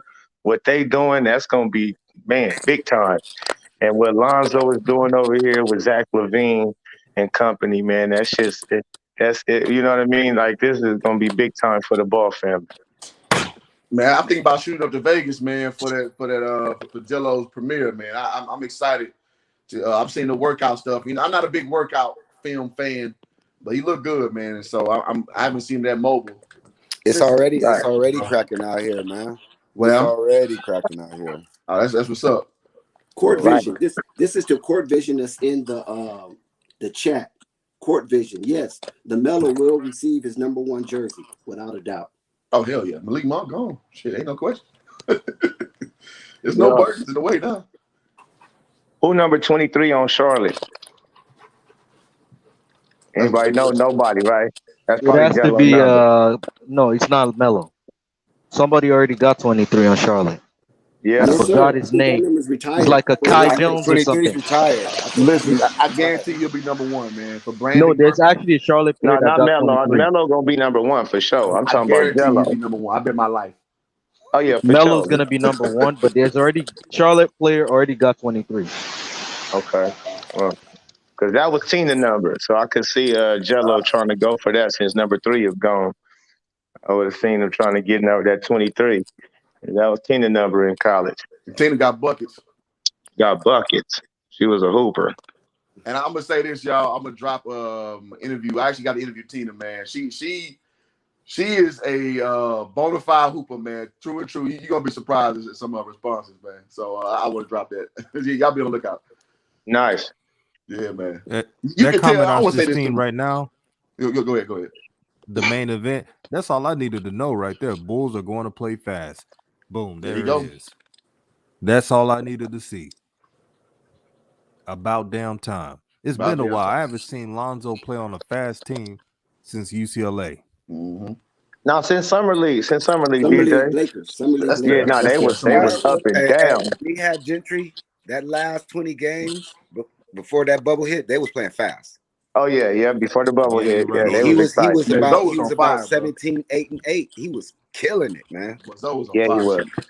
44% from three, I believe, at the time and shit. Like, man, he was on Yeah, fire. and it was a good sample size, a huge sample size. Hey, listen Absolutely. though, hey, y'all gonna see this though. Hopefully, we see this though. Go look at them summer league highlights, man. He was just coming down, pulling up on cats in their face, like he had his and that's what he got back now. His confidence that he can just come down, pull up on you, yada yada. But if you go watch them, go rewatch Lonzo summer league games, man. And man, we get that Lonzo back because he there now. And Pope, that's again what I call that don't know no better spirit. When that's all you know is to play how you play.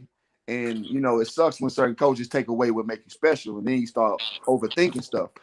And I think Right. when that version of Zoe, that's all he knew to do. And who was gonna tell him to stop in the summer league, man? And so I think if he can rechannel some of that spirit, man, you're gonna see a special player, man, that we all saw at 18, 19 years old. Right. Because he was even finishing at the rim, man. He was spinning. He Mm-hmm. was taking Ben Simmons to the rack. I forgot about that, bro. Like I really forgot.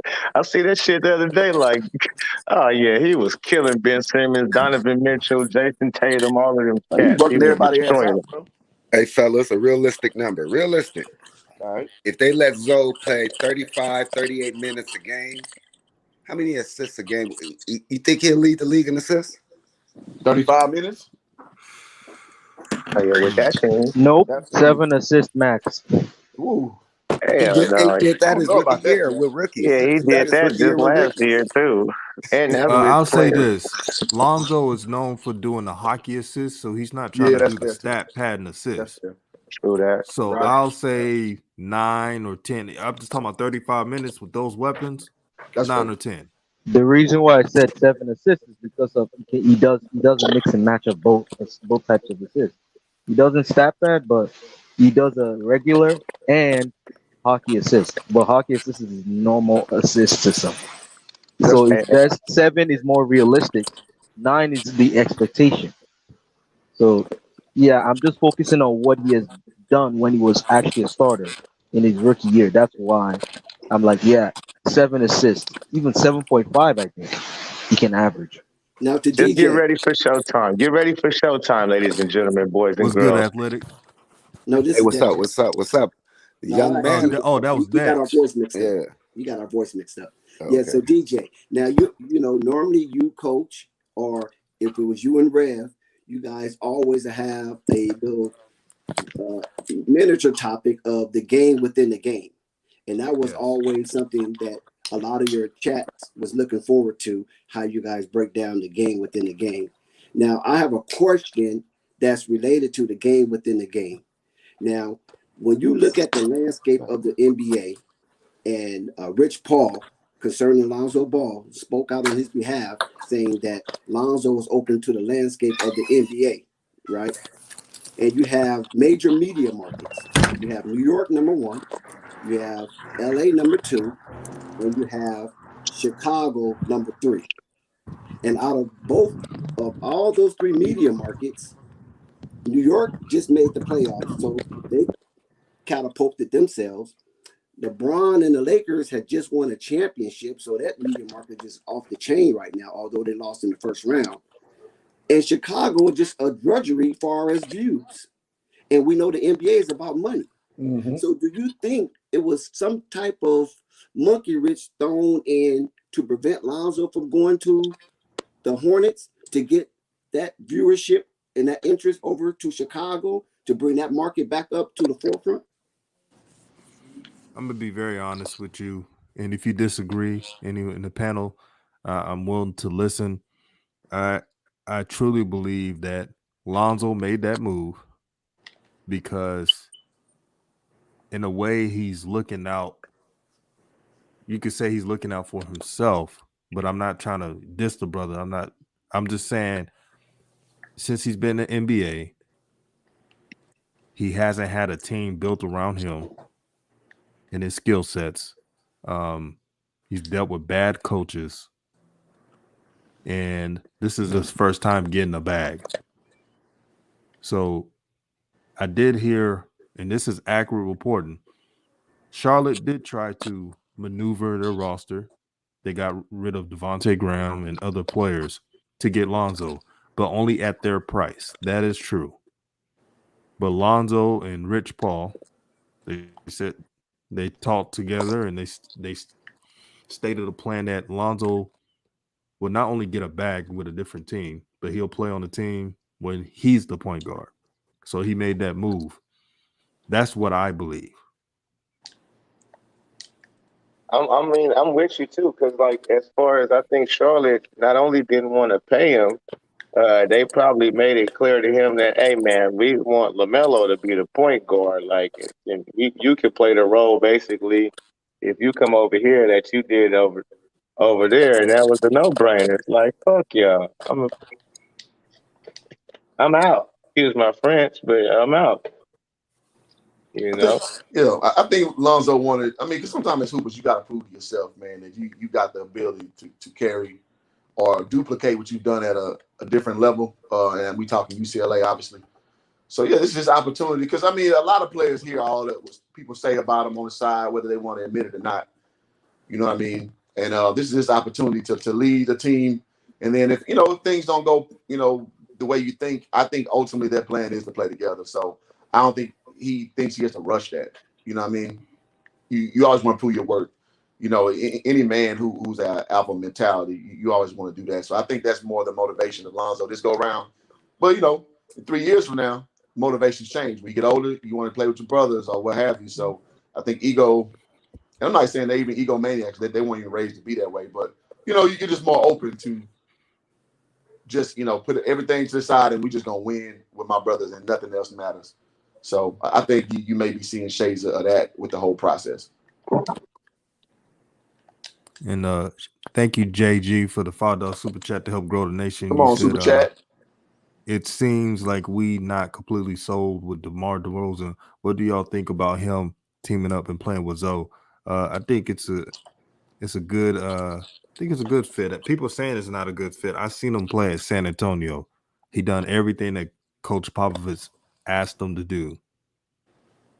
He's a winner. He's not a champion, but he's a winner. Mm-hmm. So I think he'll be just fine. An added score, and Lonzo will know where to give him the ball. Lonzo's job is to facilitate to the scores, and then to score a little bit when teams are giving him single coverage on defense. That's his job. So I'm not. If Lonzo averaged 17 and 9 assists, and they're winning, that's good. Look at Jason Kidd's numbers. I'm not saying he's Jason Kidd, but that's what he did with the Nets. Facilitate to your scores. That's his job. Mm-hmm. Hey, but 17 and 9 in the East is all-star, is it not? I wouldn't say Don't forget all-star he yet. gonna have. 19 and 9. Don't forget, 19 and 9. DJ. Yeah. Don't forget he gonna have about 6, 7, 8 rebounds with that, and a couple steals. So that'll put him in that All-Star caliber because of his all-around stat.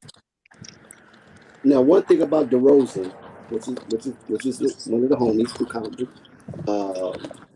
followed him, especially at USC, because he helped catapult USC into the national limelight when USC was kind of dead for a little while after I believe it was Taj Gibson left. Mm-hmm. So DeRozan is one of those type of silent killers, if that's a better term to use, a silent killer. Yeah, his numbers just don't pop off the radar, and it's not so eye-catching, but he gets you buckets. He's going to get you assists, and his field goal percentage is high. It's nearly 50%.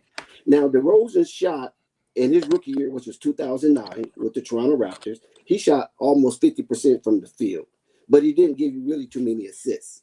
I don't think he averaged one assist.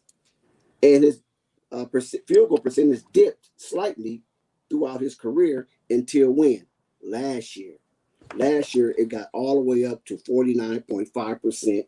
And not only that, he gave you 7 assists along with that. Now, with a team like Chicago Bull and the dynamic that it brings to the league with some youth and mixed with some veterans, that 49%, nearly 50% killer range with 6 assists, they're going to be very hard to stop, my brothers. I'm sorry. They're going to be very hard to stop. That's what I mean. It's gonna be showtime, Dex. It's gonna be showtime at the Apollo. And shout out to Coach Joe. He's in the building. What's good, OG? Hey, well, good morning, good morning, fellas. How you doing, DJ? What's up, that panel? How y'all doing, my brothers? Yes, sir, brother. What's Salute. going Salute. on, Coach Joe? Hey, appreciate y'all so What's much. up, Coach? Love and how you doing, family in the room? I just wanted, I wanted to say one thing for Flight. I got a second here to just come in. I thank you, DJ, for just letting me come in for a second here. Y'all are flowing. Y'all are spitting fire, and I'm really appreciating it. Thank you so much. Hey, Thank you. but listen, the game within the game. Flight, you absolutely right. And I was alluding to who? this You mean who? about the Ball brothers in the NBA, the game within the game, with them saying yes finally to the Ball brand. Because and I saw it during the season when they kept showing those commercials. When they first started airing those commercials of Lonzo and LaMelo spliced. Okay, and the next thing you know, because remember, guys, at that point, Lonzo was really off the radar. It was LaMelo. See, but next thing you know, here come big stuff happening with the balls, with the balls again. Then we see a commercial. They did 2 Marvel commercials, not one. And remember, Marvel's the big brand. Big money. All this was before Lonzo signed that contract. All this before all this stuff happened. The NBA has said then we are on board with the balls. We rolling with the balls. And so my feeling is, yes, I believe that on some level they let all the parties know where Lonzo was going. And Chicago was the place for him to be able to take over the reins again and play that ball style of playing. Because again, analytics says that Lonzo is in the 94 percentile when he's got the ball in his hands as a point guard. So I believe the game within the game. Yes, the NBA is let it be known to the people behind the scenes that Melo gonna be down there with the keys. Lonzo gonna be down there with the keys. Jello gonna be down there with his brother, and the ball thing is ready to happen, and it's happening. That's what I see. Come on now. Yes, sir. Yeah. Sir. Hey, And the I thing wanna is, the ask beautiful that, thing about the beautiful thing about it, fellas, about that is that they earned it, right? They wanted those dudes to fail so much, but they kept the main thing. The main thing is not balling on the court. Yep. Period. Hey, I want to say, like, to Coach's point about advertisement, man, one thing that big business don't play around with is advertisement dollars. They strategically buy time slots, so nothing you see is on accident for the most part. Like, you have to pay premium money for premium time slots, and that's what's going on. So, in the point is to subtly put things in your mind for you to consume a product. So, and I don't watch a lot of regular TV. I watch a lot of my stuff streamed, so I didn't get to see those commercials. But I'm taking your word on that, Coach. And if that's what you were observing, it's definitely placed for a reason. Hoop, check this out. They did one of them. They even spliced it from the Ball family Facebook show. The one commercial they did where at the end of the commercial, they said, let's have a toast. Let's do a toast to family. And LaMelo says, yeah, let's do a toast to family, who's always a pain in the, and then going to say a pain in the ass, and then Lonzo hits you in the back of the head. That's a take on their Facebook show. Yeah. It blew me. Right. I was like, look at these dudes. Yeah. There you go. You see the shift. And So, one Coach thing, Joe, I have a question for you. Coach Joe, I have a question for you, my what you got? brother. Salute. First of all, salute. And if you was in a chat and doing your thing, minding your own business, and you came up on the panel, that means all of these brothers on the panel, y'all was doing your thing. Trust me, because Coach Joe ain't finna come up in no foolishness. You follow what I'm saying? So shout out to Coach Joe for that. So that's right, Dex. So, Coach Joe, are you saying that since Chicago was low in viewership and Lonzo was blooming in viewership, that they shipped him over? They wanted him to shift over there to help that market to bloom again? What I'm saying is that as Hoop pointed out as well, none of this stuff is by accident. We watch when they make maneuvers to prevent people from moving, like Yes, they sir. prevented Chris Paul from going to the Lakers at Yes, at sir. that time. So we've seen Right. them do things, okay? And as Hoop just said, these advertising, this is millions, a $1 billion industry. They ain't playing around when it comes to that. I am saying absolutely. Yes, They sir. right now are gearing toward LeVar's dream for all the boys to play together after Lonzo's bag is up. Jello will be ready with his first, getting ready to get his first, and LaMelo's contract will be up as well. They gonna be together after this run. I see it. Hey, coach. Coach Joe, we talked about it on last show. Yes. I love it. Yeah, that was good. Be on Coach, the yeah. lookout for the option.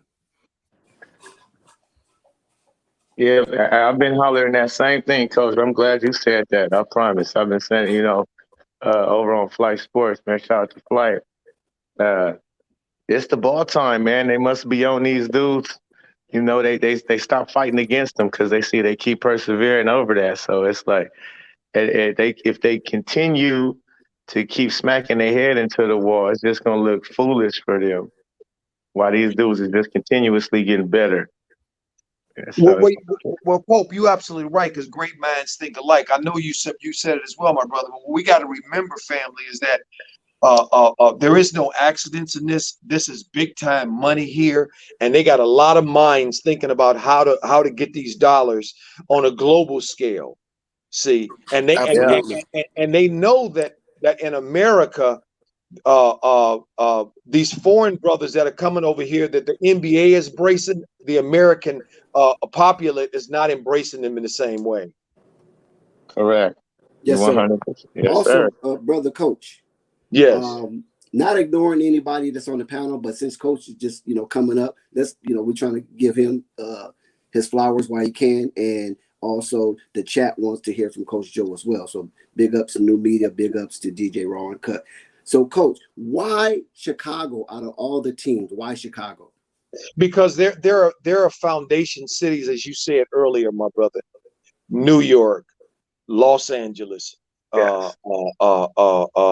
Chicago, Detroit, Philly, Boston. There are flagship cities around this country, Miami, where that are feeder for this machine, this corporate machine called the NBA.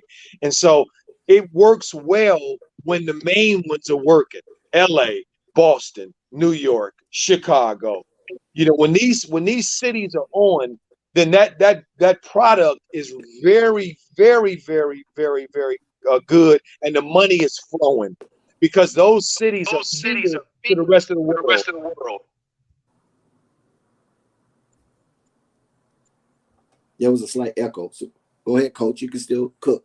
Yeah, so those cities are a feeder to the world, because if you look at, like, for instance, those of us that grew up in Chicago, we know that there are huge ethnic enclaves in Chicago of Italians, of Irish.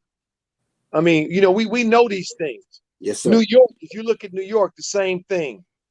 See, and the NBA is always talking about building their brand. Always. David Stern, that's what he gets the credit for, because he saw it a long time ago with Michael Jordan.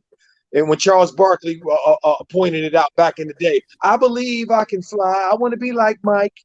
When he was poking fun at Michael Jordan at the Gatorade, he was saying, look, guys, this is what this is about. This ain't about hoops, just. This is about this brand. So absolutely, Chicago, the NBA is up to their shenanigans again, but this time over at New Media, I'm happy. We happy as all get out, because it's benefiting our boys. So Yes, thank you sir. very much. Right on. Shout out to Coach, man. Great takes, Coach. Hey, man, it is what it is. Thank you. This is an entertainment league, like Coach has very much laid out already, as we all understand that. And guys, and if you talk to LeVar, man, he says it all the time, man. It's entertainment. And Facts. what you see is when you stand on your frame and you have a product that people want to consume, eventually they're gonna see the value in it. And that's what you're seeing right now, man. And it's good to see that we've been on the right side of the equation the whole way, even though it ain't popular to be where we at, you know, because people gonna call you all kind of names for supporting the family. But right now you're seeing that shift because the NBA, for whatever reason, decided that okay, it's advantageous to back this system. And man, this is gonna be great watching the ascension going forward. Now the players still got to take care of take care of business on the court, which we all know they can and will. But yeah, man, it's crazy to watch the shift because it's been so long. We had to argue this when people like, nah, the brand fell it. Nah, so sorry. Nah. You know what I mean? It's funny watching how it's just switched up now. Yeah. They had no choice. Hey, guys, who's at the forefront of that switch? The wild child, Mellowholics. Yes, Mellowholic, yeah. And he, yeah. Because like I don't know, I've been saying too, like when he came in the league, I know Lonzo and his brain, like I know little bro about to do what he do. Like NBA, NBL, it don't matter where he at, he about to go crazy. So I got to do, you know, because he was prepared for that. You know, people comparing them, who's the better brother, all that type of stuff. So he came out and had real nice games, man. I think Melo put a pep in his step. And look how Melo also, as he did his thing his rookie year, guys. Look how he strategically always lifted up his family. Mm-hmm. Always, unapologetically. He always gave LeVar his flowers. He always gave Tina her flowers. He always gave his brother. When they always asked, who did you look up to? What did LaMelo used to say? Lonzo. This Who taught boy you is that? unbelievable. Right, or they ask him, who taught you that, coach? And he tell them, oh, my dad, he been having us do this since, you know, forever, you know. He always, and see, that was the difference between him and, because he more of an alpha. When, you know, when they try to change his shot, he told them, no, I'm good. I'm confident in how I shoot. I like how my form, how it is. Lonzo could have told them the same thing, but he let them get to his head. And I mean, a good thing that it worked out. But to me, it was more so of his confidence when he got in the league, the taking him in and out and all of that type of stuff. But mainly his confidence when people talking about how ugly his shot looked and he needed to change it. Now, I think he let it keep him. facts. Hey, who? Didn't me and you grow up? Hey, who? Didn't we see Jamal Wilkes' jumper? Hall of Famer? Right. Yes. Come on, man. I've seen it. Yes, sir. Ugly is all out. But it went in. Did we see Kevin Martin? Kmart? Did we see Kevin Martin's jumper? Right. Yes. Ugly is all outdoors. Did we see Reggie Miller's jumper? Yep. Come on, family. Yes. Right. And that's why I was mad at Lonzo for just that little part, for allowing them to change his shot instead of telling them, nah, man, I'm good. I've been shooting like this all my life and been knocking them down. Like, you know, that's it, Will. But now he got it right, and he confident in the shot that he got, and it looked real pretty. So I expect him to get back to Summer League Lonzo, you know, in the league now, in the real NBA. And also, Coach Joe, thanks for the history lesson. Don't forget the Matrix, who had one of the most murder shots of all time. Sean Marion. Yeah. Shot from his stomach, basically. Yeah, the Matrix shot was, oh my God. Boy, shot Come on, his family. heart. Yeah, he did. See, we gonna call out this shenanigans for what it is. See, that's why we love this mellow ball. We Mellowholics, because that dude is unbelievable on all kind of levels. Yeah. His sophomore season is well anticipated. You know what I mean? I'm gonna tell you one thing about Adam Silver. Adam Silver looked at. Oh, go ahead, DJ. Yeah, I was saying Adam Silver looked at the ratings. Lonzo Ball versus LaMelo. He looked at the ratings, and he had a grin in his face. Facts. Because he knows that made him money. Mm-hmm. That's what the NBA is looking for. That's the game plan. Who's generating clicks? It's all about money. they see this YouTube stuff. They see all these followers and these fans and all this content and how big is this stuff really is. And yeah, they need to get on that wave, man. That COVID took a hit. They took a hit, and the Ball brothers have proven themselves to be. Hey, it's like y'all said, the coach especially came in with fire points, man. That Marvel video really should tell everybody they didn't hopped on the board. And the coach, and the question to hoop jargon and coach, either one of y'all can address it, or both of y'all can address it. What? Because you both of you beloved brothers have in-depth knowledge on basketball, and as well as you play, even though you might have played in different eras. But when you see an individual like Alonzo Ball come in with the fame and notoriety and the popularity that he did with his game, and then having to change his game and still be relevant in the game, how difficult is that? About as difficult as you walking on your feet one day and you come in walking on your hands the next. Like, it's hard. It's not easy, man. So, and I jest, but it's sort of kind of like that. If you're used to being a spot-up player, and let me juxtapose this way. All right, so when I played in college, I was more of like a Draymond Green type guy. Like, I was just, long as I do everything it took to win. And I was very athletic, so, you know, I had bunnies or whatever. When I played overseas, they wanted me to be Kobe. And I ain't been Kobe since I was like 12 years old. You understand what I'm saying? So it was a very hard transition from like where I was cool being a third option. And when it was time to get my thing on, I get my thing on. But when every night it's on you, and I had to score, and I had to be more proficient from three, shooting more shots. I used to sit on the live, I forget, I think it's on Flight Channel, when I shot 57% from three in college. When I went overseas, my shit was like in the high 20s, like, because I had to shoot a lot more. And it's hard to change your game for what the need of the team is. And so bring it to Lonzo. Lonzo went from a standpoint where you had to switch from being hands-on every play, control the offense, to stand in the corner. What's one of the hardest things for somebody who has a A1 personality is stand in the corner and waiting for action to come to you. And secondly, once you get used to catching and shooting, being able to take yourself out this mentality. Like, people go like to sports psychotherapists. Like, they really, when you change someone's game and they don't feel as efficient, they really go into mental like lapses. So go from that point to whereas you got the ball in your hand again, and you got to remember this shot that you just learned, and you still got to go and get back to where you were, and you got Zion Williamson and B.I. with you who like the ball in their hands. I think we all understand that on this panel, and still be efficient and proficient. That is a big, big change from where you started to where you are, and you're still a valuable piece in the NBA. So I want to just kind of walk y'all through what that looks like for a player, and psychologically what that goes through, and you still standing tall, and you still are covered at this point, man. It's a huge transition, and I give Lonzo a lot of respect for that.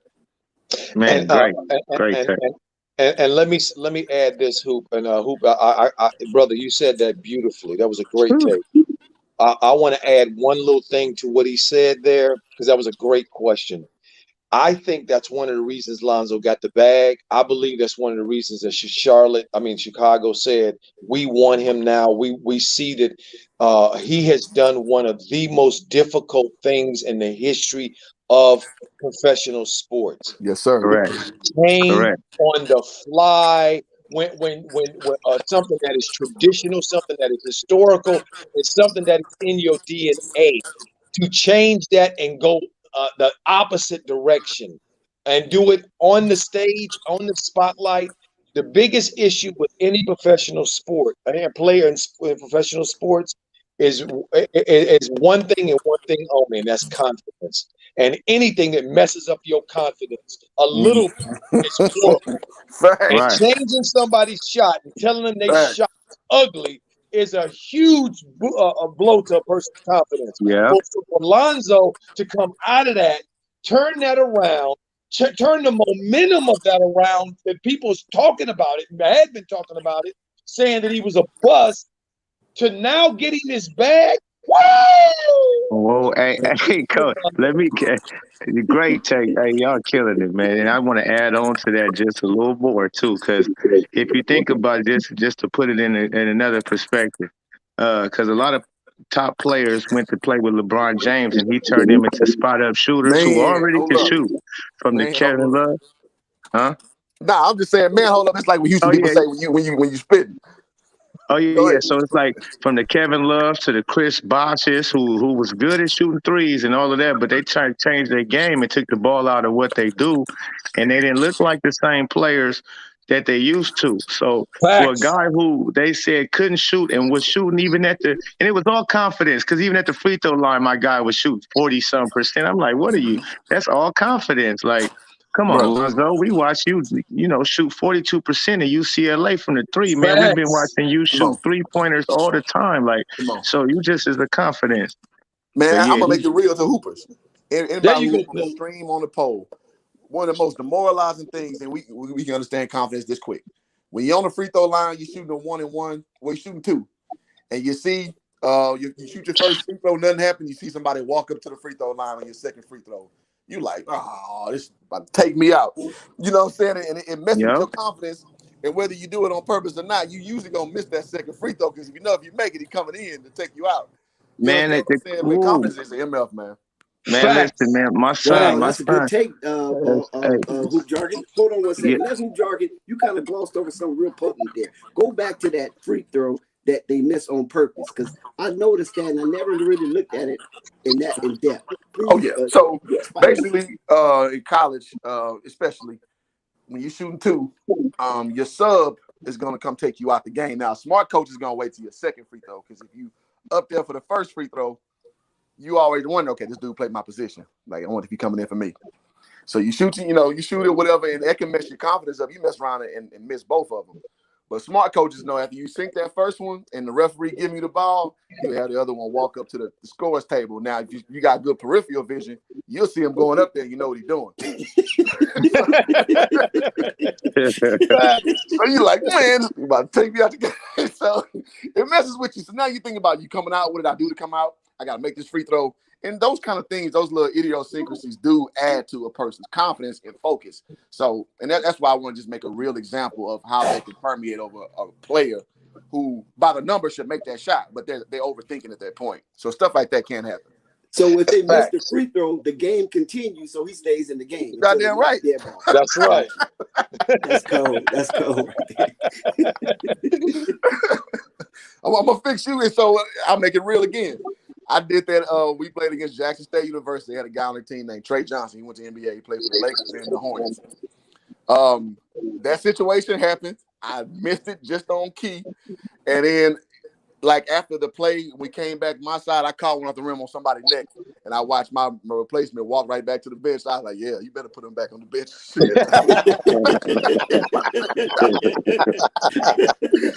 There's no lie. I did that in real life. So hey, it happens, man. Only a Facts. new media when you get that perspective. Only a new media. Facts. Mm-hmm. Yeah, I mean, That's funny. my son, 7th, 8th grade coach, man. He came in, new coach, don't know who my son is. My son wet, and I ain't just saying it because he's my son, but he wet. He tried to change his shot for some reason and had my guy upset, calling me like, I don't know what he doing. Like, he ain't even really seen me shoot. He seen me shoot one time, and I missed like 2 shots, and he tried to change my whole form and got me practicing it this way every day, and I'm continuously missing. I had to go check the coach. Like, bro, you better check his tapes and his status, fool. Like, nah, don't change nothing, man. He wet. He doing stuff. But yeah, I can mess you up. Coach tell you I don't like the way you shooting, or let's try to change it. That could be a not a good situation for that player. And he changed the game. Yeah, the NBA they know that's a hard task. Facts. Hey, how do I sound now? Wonderful. Yeah, A1. I switched it to my phone. That's why. Yeah, Imagine my phone that. works better for StreamYard. I don't know why that is, bro. I'm with you, DJ. I gotta always use my phone. It's weird. Yeah, I wanted to answer some questions from the chat. Someone said something about Jello. Where is it at? But y'all brothers are cooking today, man. Do you think Jello will eventually that one? Yeah, where's that at? Bands BCP DJ. Yeah, he asked you a question. I'll let you go there.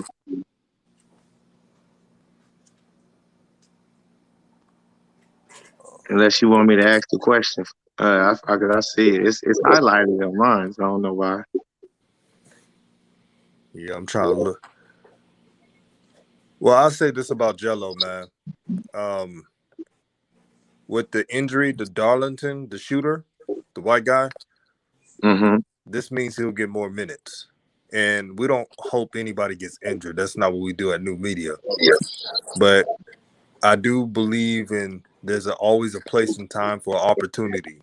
This is Jello's opportunity to seize. Am I saying he's going to start off the back? No, he hasn't played in 2 years. But from the first game to the end of the summer league, I believe you'll see a transition into Jello's game where he gets comfortable, and then he'll start getting into his groove, making threes, doing what Jello does. Yes, sir. And can I add on that too, right there, DJ? Because oh yeah, that guy. All I keep hearing from the coaches is he can shoot. He can shoot that thing. He can shoot. He can shoot. That's what they so he can shoot on that NBA.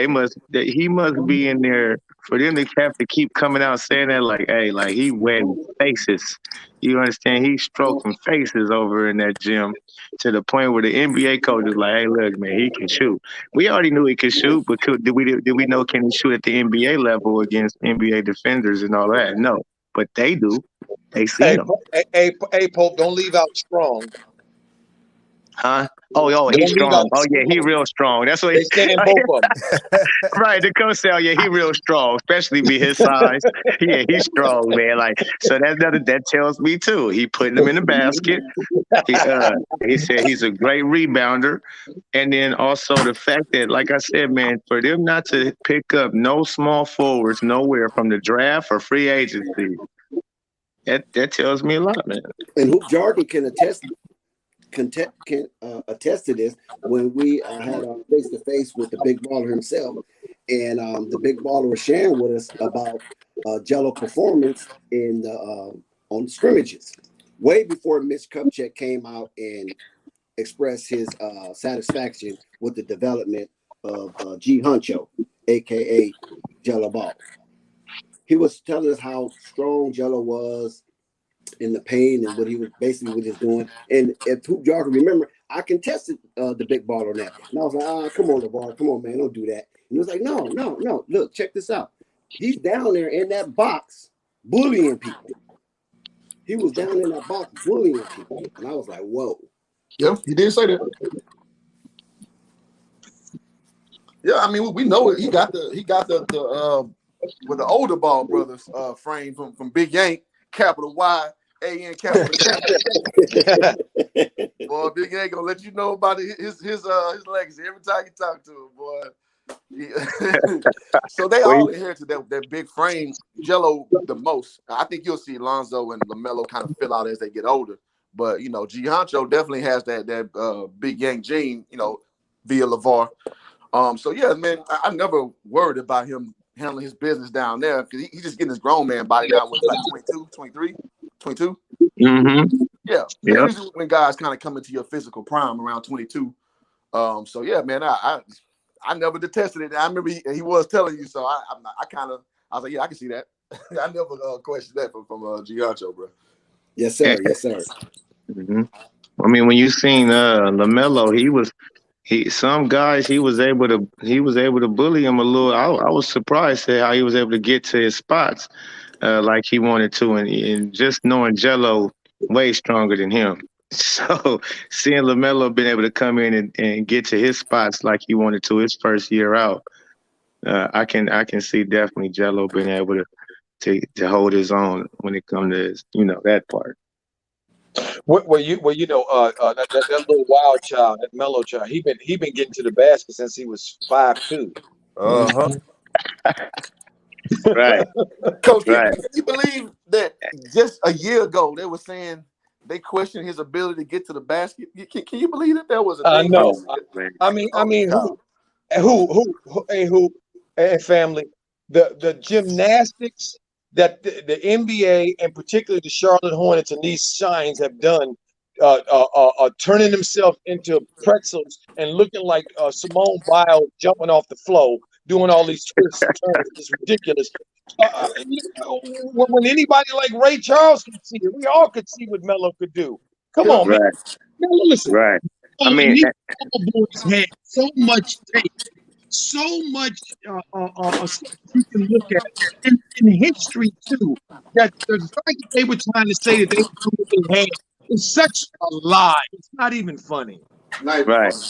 Because you've seen it as like, soon as I watch him, I know me. Soon as I watch like 2 games on YouTube or something, that little dude is special. He gonna be the best one. It was clear to see. It was like Lonzo and him were the special ones. They was gonna be special in the league. I could see that off the top. I don't know. Let me tell you something. The first time I saw those kids, guys, they were playing. It was the year they went undefeated, and remember Melo was a freshman, and they played. I want to say Bishop Montgomery, but it might not have been Bishop Montgomery. But it was a playoff regional game. It was a big time game. And Lonzo and Jello weren't playing that well. That little dude took off his belt on all them dudes, man. I remember that. I know what game he's talking about. Yeah, he did. He saved them, dude. He did. He was supposed to be in the 8th grade, man. That's the other twist Yes. people don't understand. Like, Yes. listen, man. Like I keep trying to tell, California ball, high school ball, it goes down, and they played in IE. You feel me? If starting out, and just because of their status, they also got to play against LA teams, which you don't usually get to do when you playing in Chino and San Bernardino, Rialto, those type of things. But You don't usually play LA teams. So they was playing LA schools and prep schools from Chino Hills. They made them dudes like really something.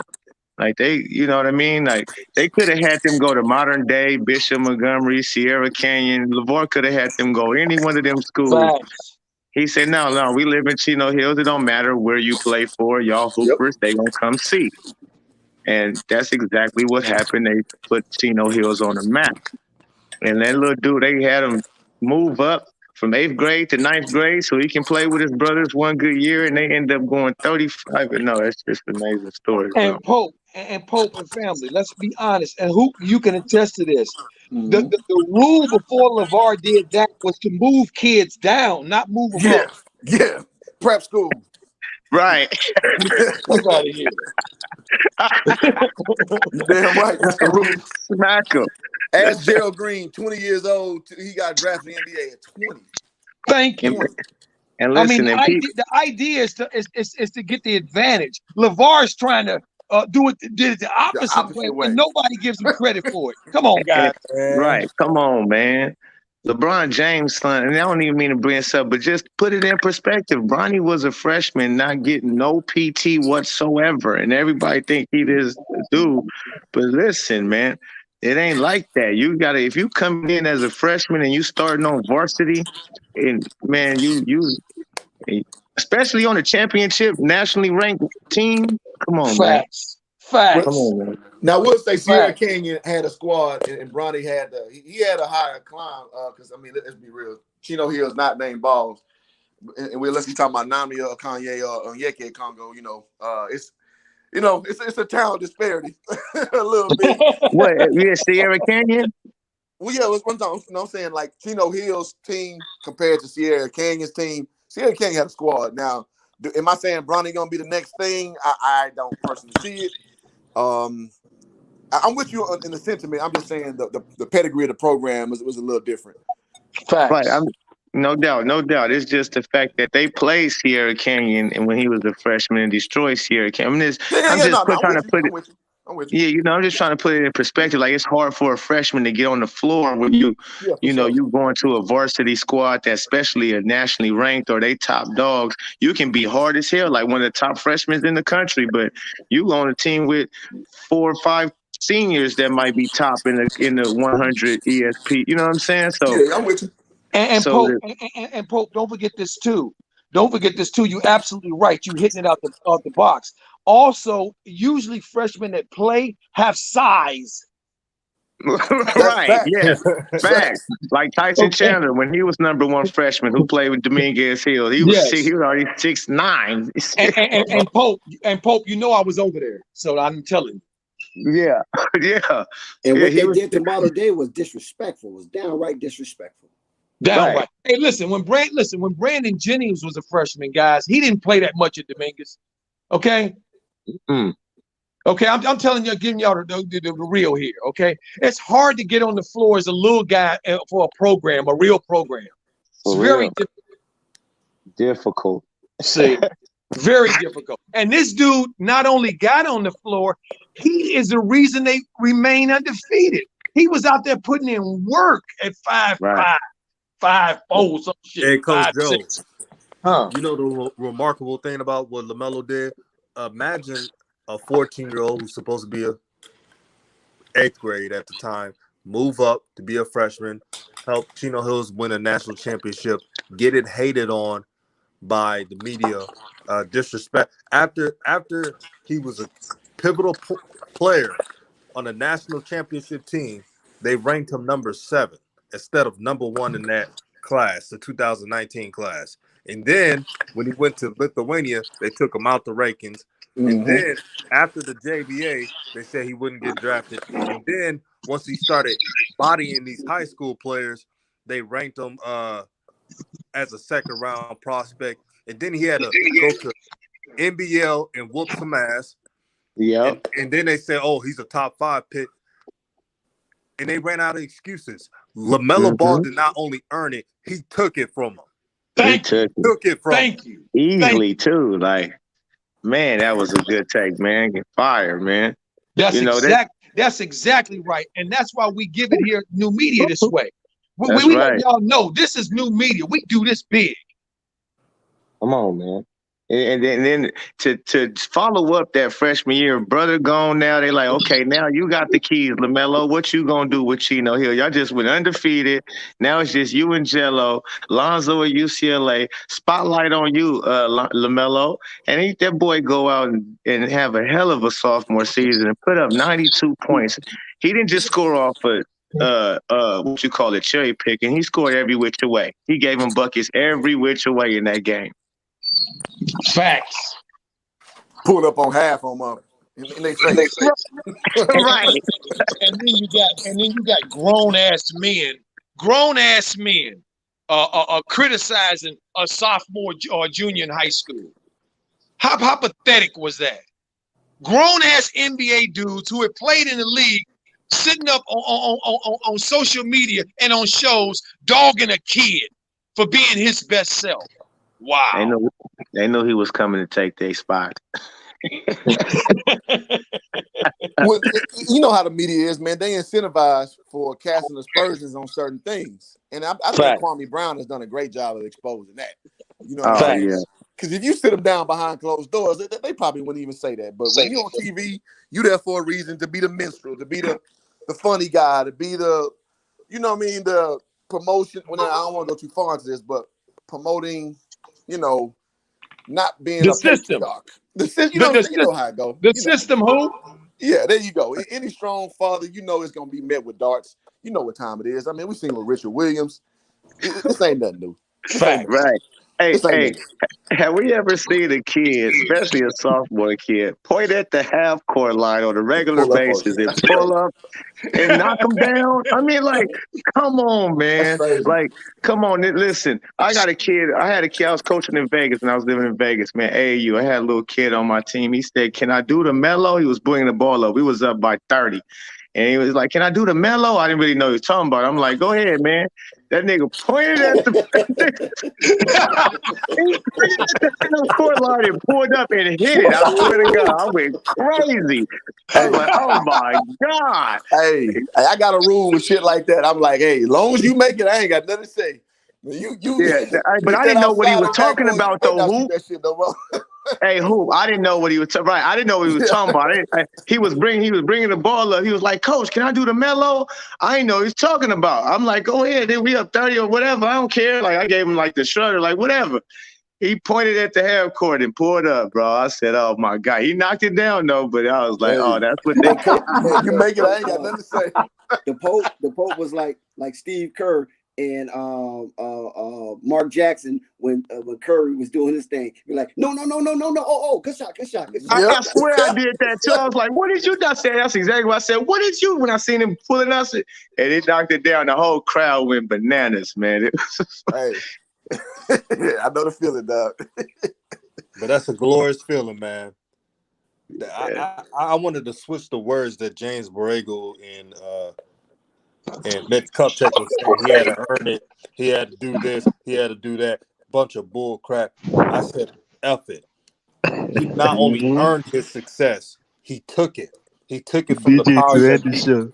To end the show, you might need to do Alonzo and Zion skit though, for real, like, because Hey, we Top, want to you see just how came they in? feel. Yeah, I said that. Oh, you just came in. No, I'm not. I not just came in. I was listening to all y'all just talk the Oh, whole time. okay. I just said that you might need to do Alonzo and Zion skit. Oh, man. That Oh one yeah, skit I that'll be did. nice. Yeah, man. Okay. He said he took it from Tay Bay. Shout out to Devontae for getting that bag. Yep, facts. New Orleans fans, have fun. That's all I can Facts. say. Right. Oh, they paid him. They paid him all right. What they give him over there? Like 17 million. Mhm. 37 mil for the whole thing is 37 mil for 3 Oh, to he got 4 a bag. years. Oh yeah, Yeah. get your money then. I mean, hey, I ain't never mad at get your money, man. See, at New Media, we're pro players getting paid. I want every player to get the bag. A lot of these owners got that money. Don't let them fool you. Get as much money as you can. That's right. Hey, they can pay. This ain't no 99 cents. Mm-hmm. Yeah, that's right, man. And my thing is, to me, I mean, that's another story, another topic. I ain't gonna even get into that, but we should have our own league. You understand me? Ain't nowhere in the world with all of this. Just like we got new media and everything, we have a league. Just picture having a league of all of our top players that's our color doing their own thing. It's gonna be very successful. Very successful. Well, from the chat, it's bands, BCP, Zion out of there first chance he gets. Yes, he's already been spotted in Manhattan with his little snow bunny looking for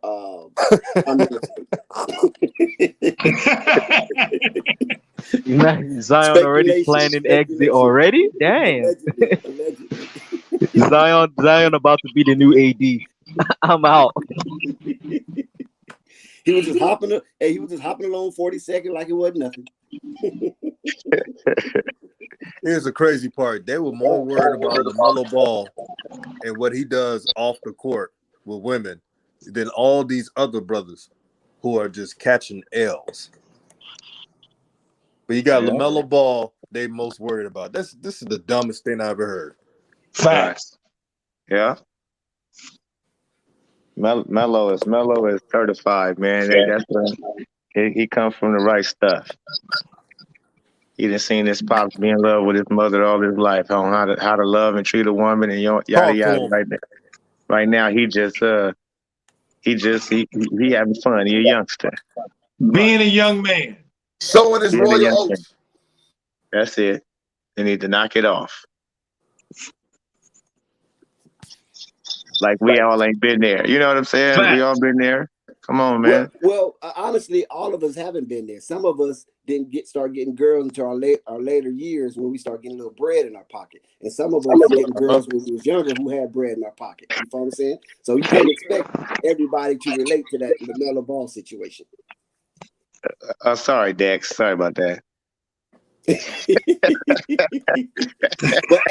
Pope, I agree with that though. I That's was one of real. them cats. No, Pope. No, real talk. Yeah, real talk. yeah. I was one of them cats who was young with a lot of money in my pocket. So I know, like you said, I know how it is. How for Melo doing his thing. You feel what I'm saying? But then again, I had other friends who didn't have that type of money in their pocket, and it was till they got their city jobs, till they got start getting their little girls. True. No, that's real. Me being an athlete, I was broke as hell, but when you broke and you tall, you hoop. You know what I'm saying? You get your little rotation coming on through. You know what I mean? They pay for your lunch for you and your groceries, and you learn that at a younger clip. But some dudes, to your credit, Dex, what you're saying, like they never really flex that muscle. They don't never really get that skill yet. And they just think, oh, well, he must be dating her. Like, no, stop. Y'all don't understand what's going on here. Right. Well, to your credit, like I always say, all tall guys got a little easier when it comes to that. You follow what I'm saying? I'm short, so we have to kind of like, floss a little bit to get draw that attention away from the tall dudes. It is what it is. How life is, man. You gotta know what lane you in and what you can get for what you have. And you had money in your pocket. I didn't have no money in my pocket. I was broke as hell. But Hey man, another thing to get you by is a gift of gab, man. Sometimes you it ain't about your looks. It ain't about your looks and none of that. Money, how much money you got, man. If you know how to talk, you understand me, and you know how to keep yourself clean, you feel me? Then that's about all you need. I agree to a certain extent. The gift of gab that closed the deal, but you have to get the attention to even get too close enough for them to hear what you got to say. Yeah, you got to be able to say something, right? You got to be able to have that charisma, man. You know what I mean? But you're right in a sense. Don't get me wrong, Dex. I mean, girls like to. You got money, then of course they coming no matter what you look like. But sometimes, exactly. you can like, hey, Big Papa, Biggie Smalls, rest in peace. You feel me? He wasn't a looker, but hey, he had that gift of gab. Yeah, he said black and ugly as ever. However, yeah, I say coochie down to the socks. To the socks. Watch. You follow me? Rocks. Okay. I mean, Big was like 6'5" too, though. You got to kind of. Man, Big had a sleepy eye and a pop belly. DJ. And still pulled the dimes that we have never seen in this planet. Man, he had Lil' Kim. Everybody wanted to do Lil' Kim. He had her hooked. Yeah, we got clout. It changes your route. Let me repeat that. When you have that damn clout, it just changes all your routes. You have to go a different direction. Post. Yes, sir. He said my guy had a lazy eye out there. Pulling Brazilian baddies everywhere. On Caribbean sands with Rachel. Exactly. Shoot. Now, y'all might not know who Rachel is. Yeah. Now, DJ, who do you think will be in the Bulls starting lineup and the 6-man coming off the bench? Starting lineup: Lonzo Ball, point guard; Levine, shooting guard; DeRozan, the 3; Patrick Williams, the 4; and 5, Vucevic; 6-man, Kobe White; utility backup combo guard, Alex Caruso. Interesting. Mm-hmm. Fun team. And the pace is up. Woo! Boy. Because Lonzo and them going to be grabbing. They're going to be grabbing rebounds. When Lonzo grab rebounds, Zach LaVine is gone. And that's all right. You're going to see one of them low full-court passes, and Zach go do one of those between-the-leg tweeners. Sheesh. Hey, they're going to act up, man. It's going to be fun. But like I said, Pope, for everyone that's listening, don't get caught up in who's the option. It doesn't matter who's the option. We know who the scoring options are. There's Levine, Rosen, and Vucevic. Lonzo being a point guard changes things. That's all people are asking for. No one's saying he has to be the person to score all the time. I think they forgot what a point guard is, DJ. Right. Because of this new, point guards is, come on, man.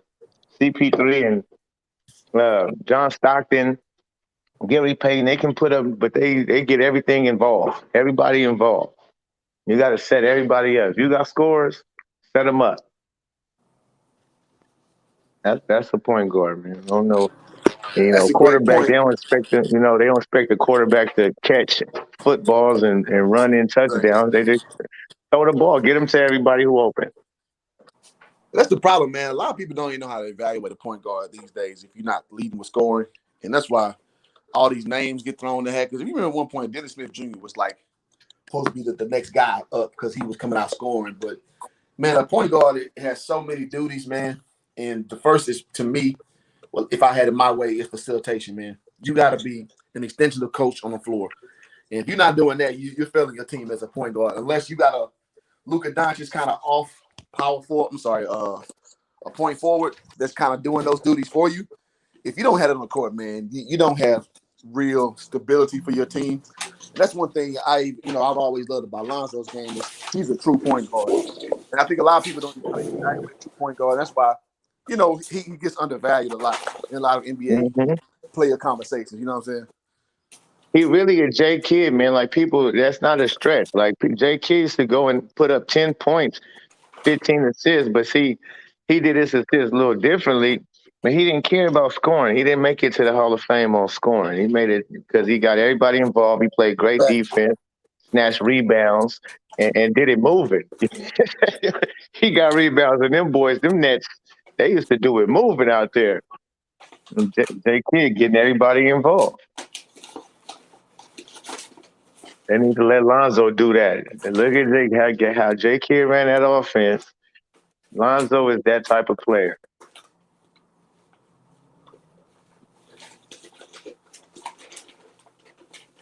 We got Coach He can Joe get- back in.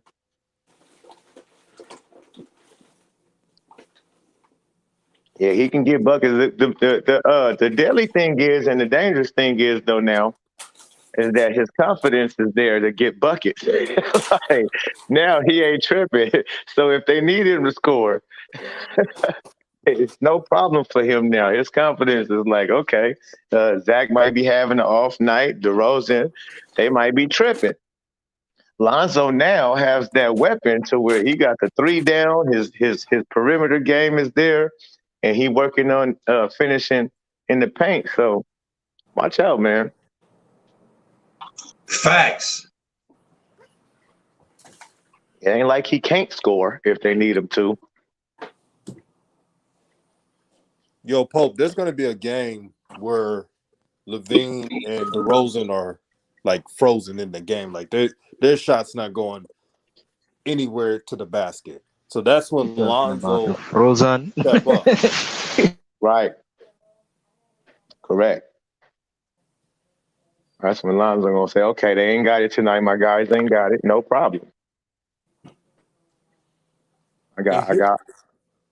That's the beauty of a point guard. That's what a point guard is. It is when you're getting everybody involved. If you see guys ain't got it or whatever, you flip on that switch and go off on them. You know what I mean? And then they'll probably, turn it on, seeing you go off. It's okay, let's go then. Shit. Facts. I mean, Yeah, it is. I think what all of us are looking to see from Lonzo, that we haven't seen since UCLA and his first year at the Lakers, particularly summer league, is we're looking for that point guard to show back up again. That's all. That's it. That's it. And yeah, so Melo and them gonna be LaMelo and them.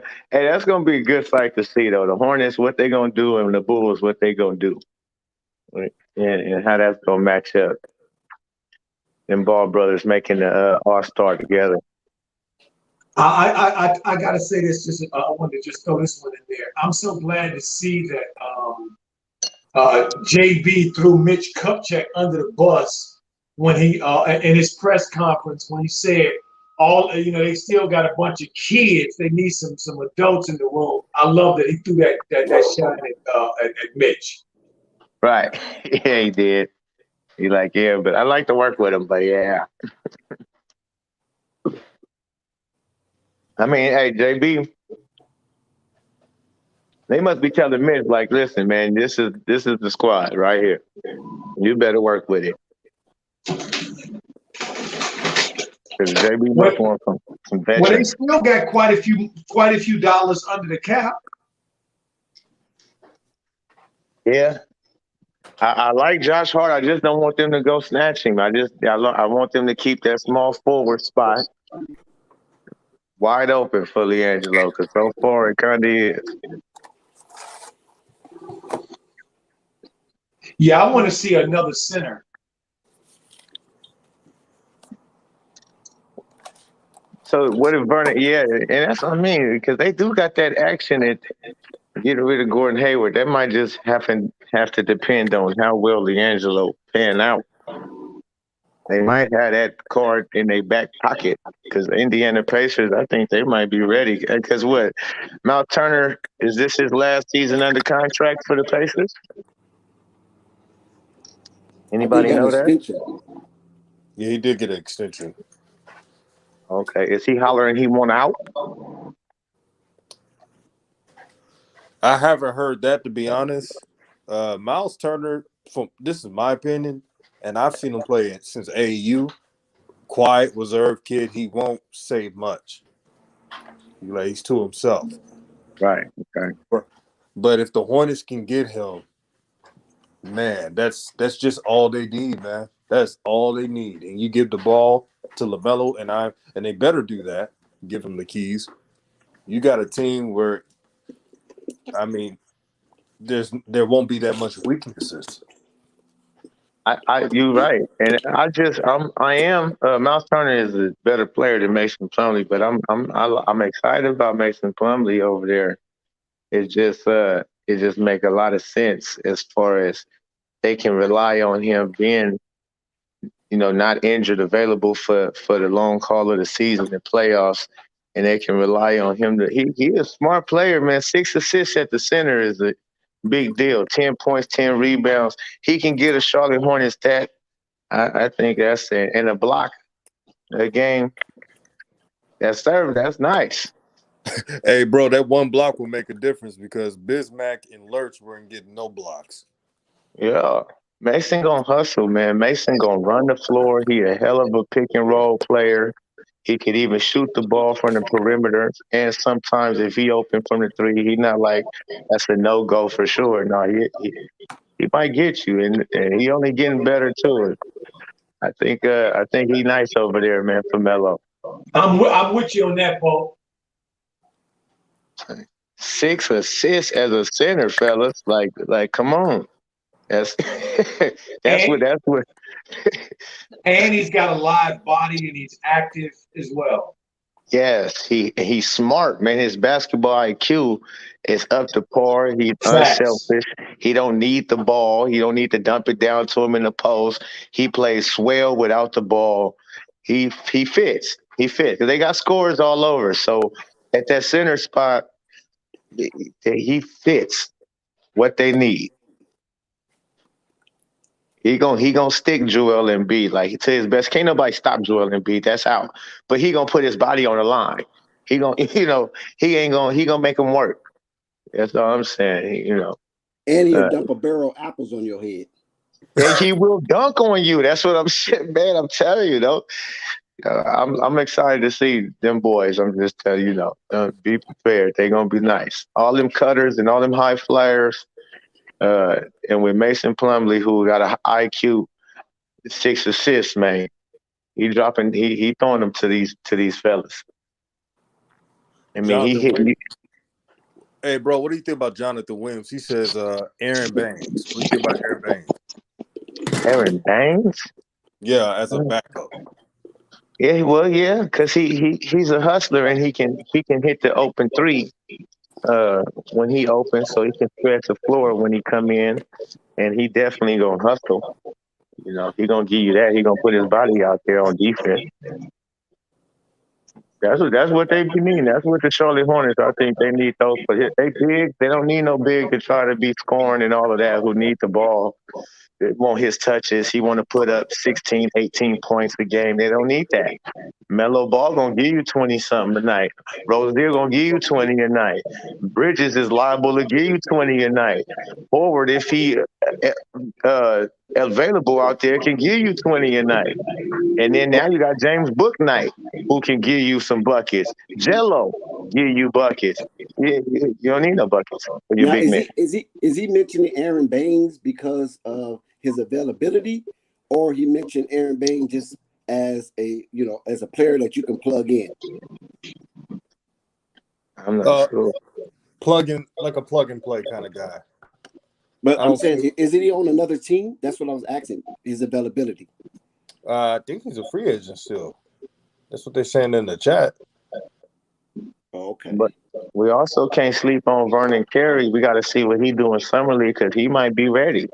He might be ready to come in for Mason Plumlee and do his stuff, and that's yet to be seen. But from the talks of the coaches and they kind of excited about him. So I don't know. We'll see. But This Aaron ain't Baines, yeah, that'd be a good guy off the bench. He's this older. ain't You know, he's got older, right? Yeah, he's older. And I think he was on the Australian Olympic team, if I'm not mistaken. Yeah, he's older. So he's probably in Tokyo on his way back because Australia lost to the United States. Yeah, and they still do got that cat with the hair. I forget his Jaden or Jalen. He played for the Hornets last year. He came in and gave some good minutes from here and there. Jalen McDaniels. Jalen McDaniels.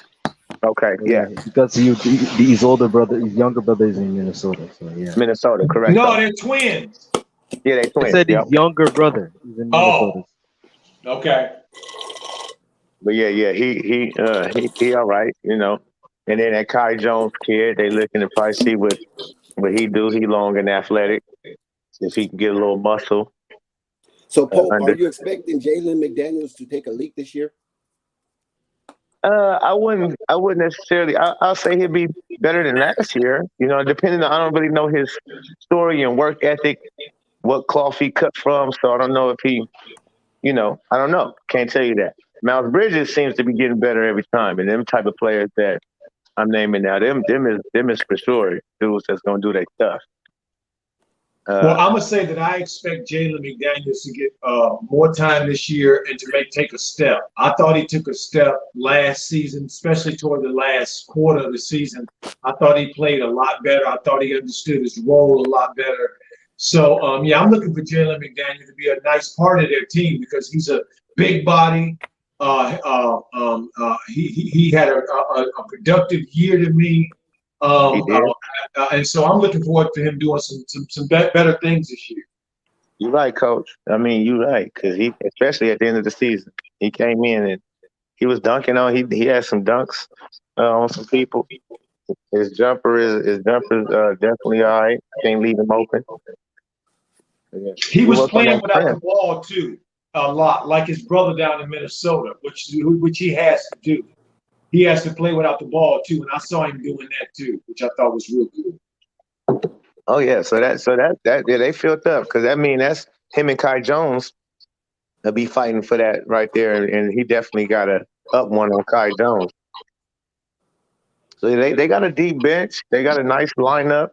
I look forward to seeing them do some things out in the East, man, along with the Bulls. Yeah, we had a lot of people. Bro, we had someone in the comments saying, hey, you guys are able to speak your mind in new media. But I do have to disagree when someone said that the Hornets would not be good. How do you know that? If LaMelo gets the ball like he should, stats show that when LaMelo plays at least 30-plus minutes per game, the Hornets have an above 500 record. Now, I didn't say this. This is what analytics says. So with that analytics, it should tell you that the Hornets should be on the up and up. Yes, the East has gotten better. But I think the Knicks, I don't know, one of those teams are going to have a drop-off. The Wizards are definitely going to have I think it's the Knicks. Oh, and the Wizards. Yeah, I'm with you, DJ. Knicks and Wizards.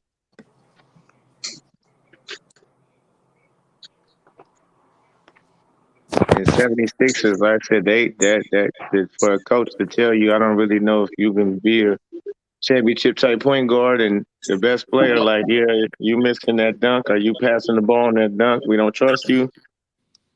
I think it's a little some things they need to work out in Philly. I don't know that situation in Philly is a mess. It's a mess. So especially for the program and all that stuff. The program, it's turned into the pro mess now. Yeah, the process is the pro mess. Yeah, exactly. Yeah, it Man, is that too. Pro this mess. I this mean, is Embiid can't stay healthy a year, and Ben can't needs to go to the wizard for a heart, so they in trouble. You're right. That's what I'm saying. But I guess they can rely on Seth Curry. He'll bail them out. Yeah. Yeah. That's what I'm saying. We'll see. To me, I don't know. I can't put on. We'll see. I got the Bulls and Hornets to be up over the 76ers this season. Wow, Yes, yes, sir. Because wow. Joel Embiid can't trust how long he gonna stay upright, and then Ben Simmons is Ben Simmons. He is what he is. He, I don't think he's not gonna come in next year wet nothing. No, them free throws is gonna be them free throws, and that jumper is not gonna get taken. Still, he's not gonna take that shot. I Uh, think Ben Simmons is going to come in with a better attitude because now he has been brought down to earth, and that cockiness he once had, I think that's going to be no more because the media just drug him through the mud, and he has Yep. to come back with vengeance, or he end up on the Sacramento Kings. Well, we uh, certainly gonna see. Yeah. Speaking of that, any thoughts on Jeremy Lin to Chicago Life? Just saying because he what? really helped Toronto win a ring at some point. So is it a good idea for someone like Jeremy Lin to play no offense and to to get a Jeremy second Lin, chance? no offense to him, but he's kind of like an afterthought. And hey, more success to him, but I don't know what to say Thank after you. that, man. You're right. I was you almost Hey, Taki. wait a Come minute, on, wait a man. minute. Hey, tell Feet. Did you say My Jerry? question You is talking that about does he Jerry, my deserve a friend? second chance? Hey, Taufik, you talking about Jeremy, my friend? Yes, sir. Oh yeah, he lives 2 doors down from me. I don't think he play NBA. Right.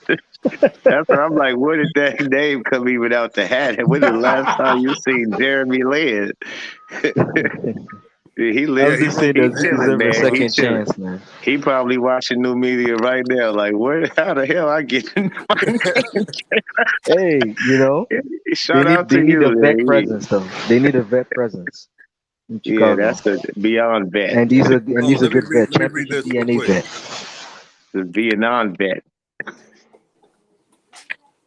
So Best Impact says, "Love you guys, but you are delusional about the Hornets. They got worse and will be better." How did they get worse? Because Devontae Graham is playing on another team.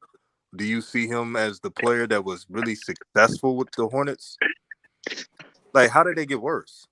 Right. Explain. I mean, he wish he could, but yeah, nah, that don't make no sense to say they got worse, DJ. I mean, everybody is that's young that they kept only gonna get better. They still basically kept their same team intact and got rid of Cody Zeller, who wasn't no good. Being a starting center, they got a better starting center, so they addressed that. Bridges only gonna be better. Terry Rozier is more comfortable with LaMelo Ball, vice versa. Facts. They added a scorer off the bench. Uh, man, they added some pieces, so they got rid of the weak links and added some stronger links.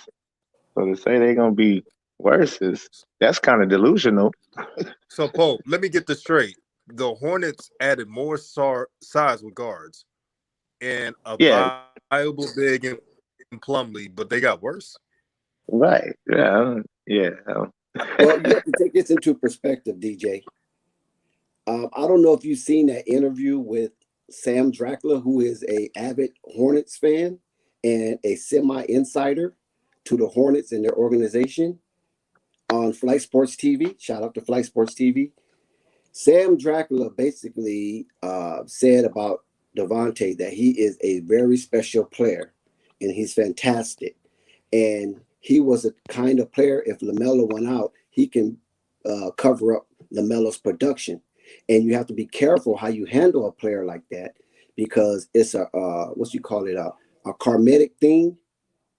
If you mishandle him, bad karma will come onto you. That's how Sam Dracula basically put it. How the Charlotte Hornets saw Devontae Grahams.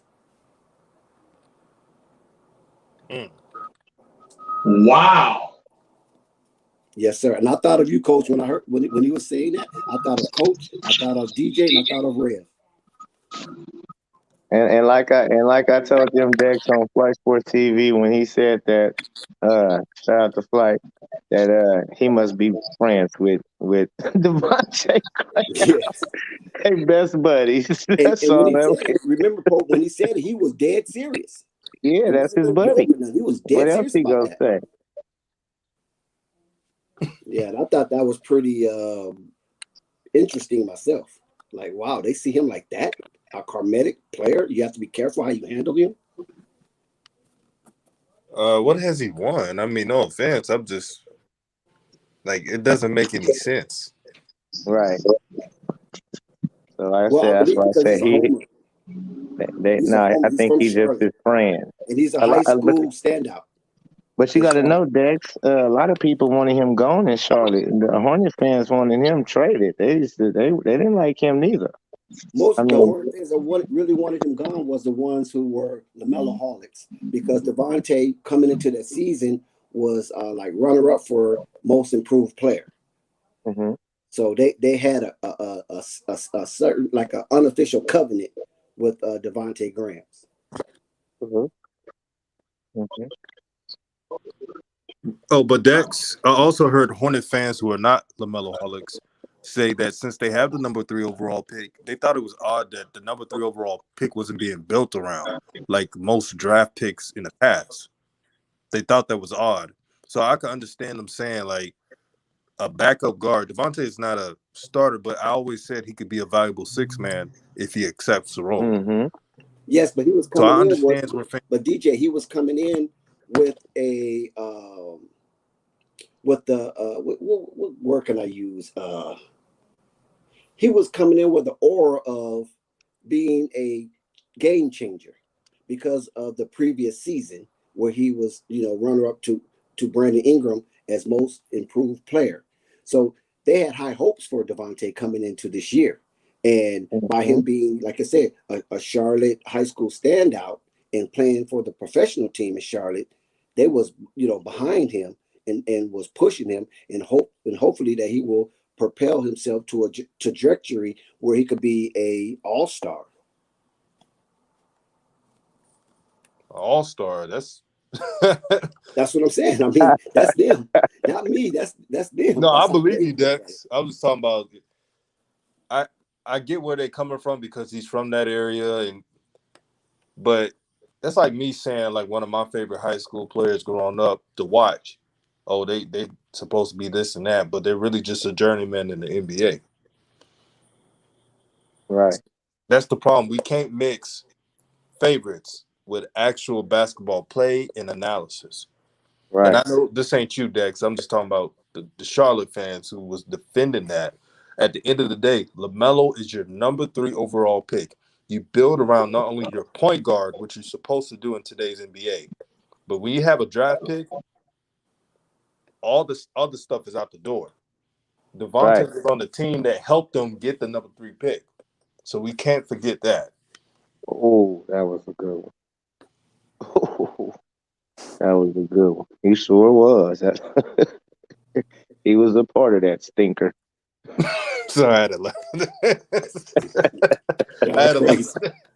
He was a part of that stinker. But it just gave us good insight. That interview really gave us good insight on how the Charlotte Hornets were. Guys, Dex, hold up. I want to respond to Dex afterwards. They got Ish Smith. Dex, isn't Dex and everybody, isn't Ish Smith good on defense? Because they got better on defense, at least. Why you keep talking? You keep liking to bring up these. Hey, you talking about Smith now? Hey, you talking about him as a Hornet or before? Before. I'm just saying before. I'll put it this way: he really wasn't on nobody's radar. Come on, man. Do you see what his ranking is on 2K?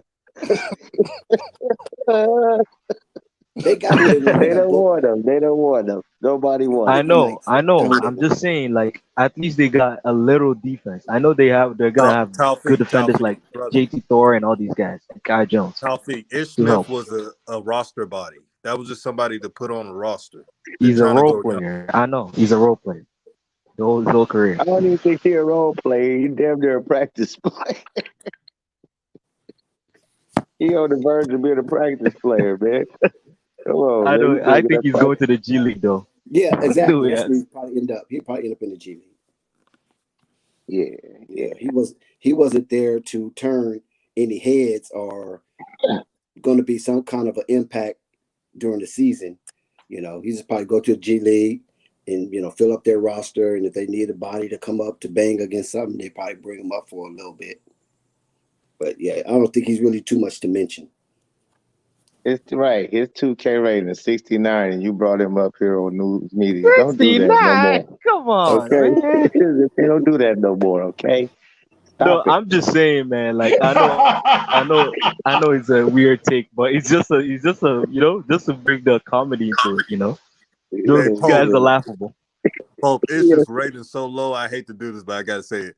Ish's rating is so low, and just seeing how he played last season, Right. that you see me not even bringing up, oh, he's going to get the LaMelo's way. I'm not even thinking about it. I'm just like, hey, there's just somebody on the roster. He's not going to be on the roster. Right. Yeah. Yeah, see. Don't take us from we blazing the trail and then you come bring it up. We can't rate it. We gotta add a little comedy to it, man. You gotta add a little comedy, not just Ish Smith. super serious. That's why I brought Jeremy Lin and him up, man. That name sounds like it's a part of a Jeopardy trivia question.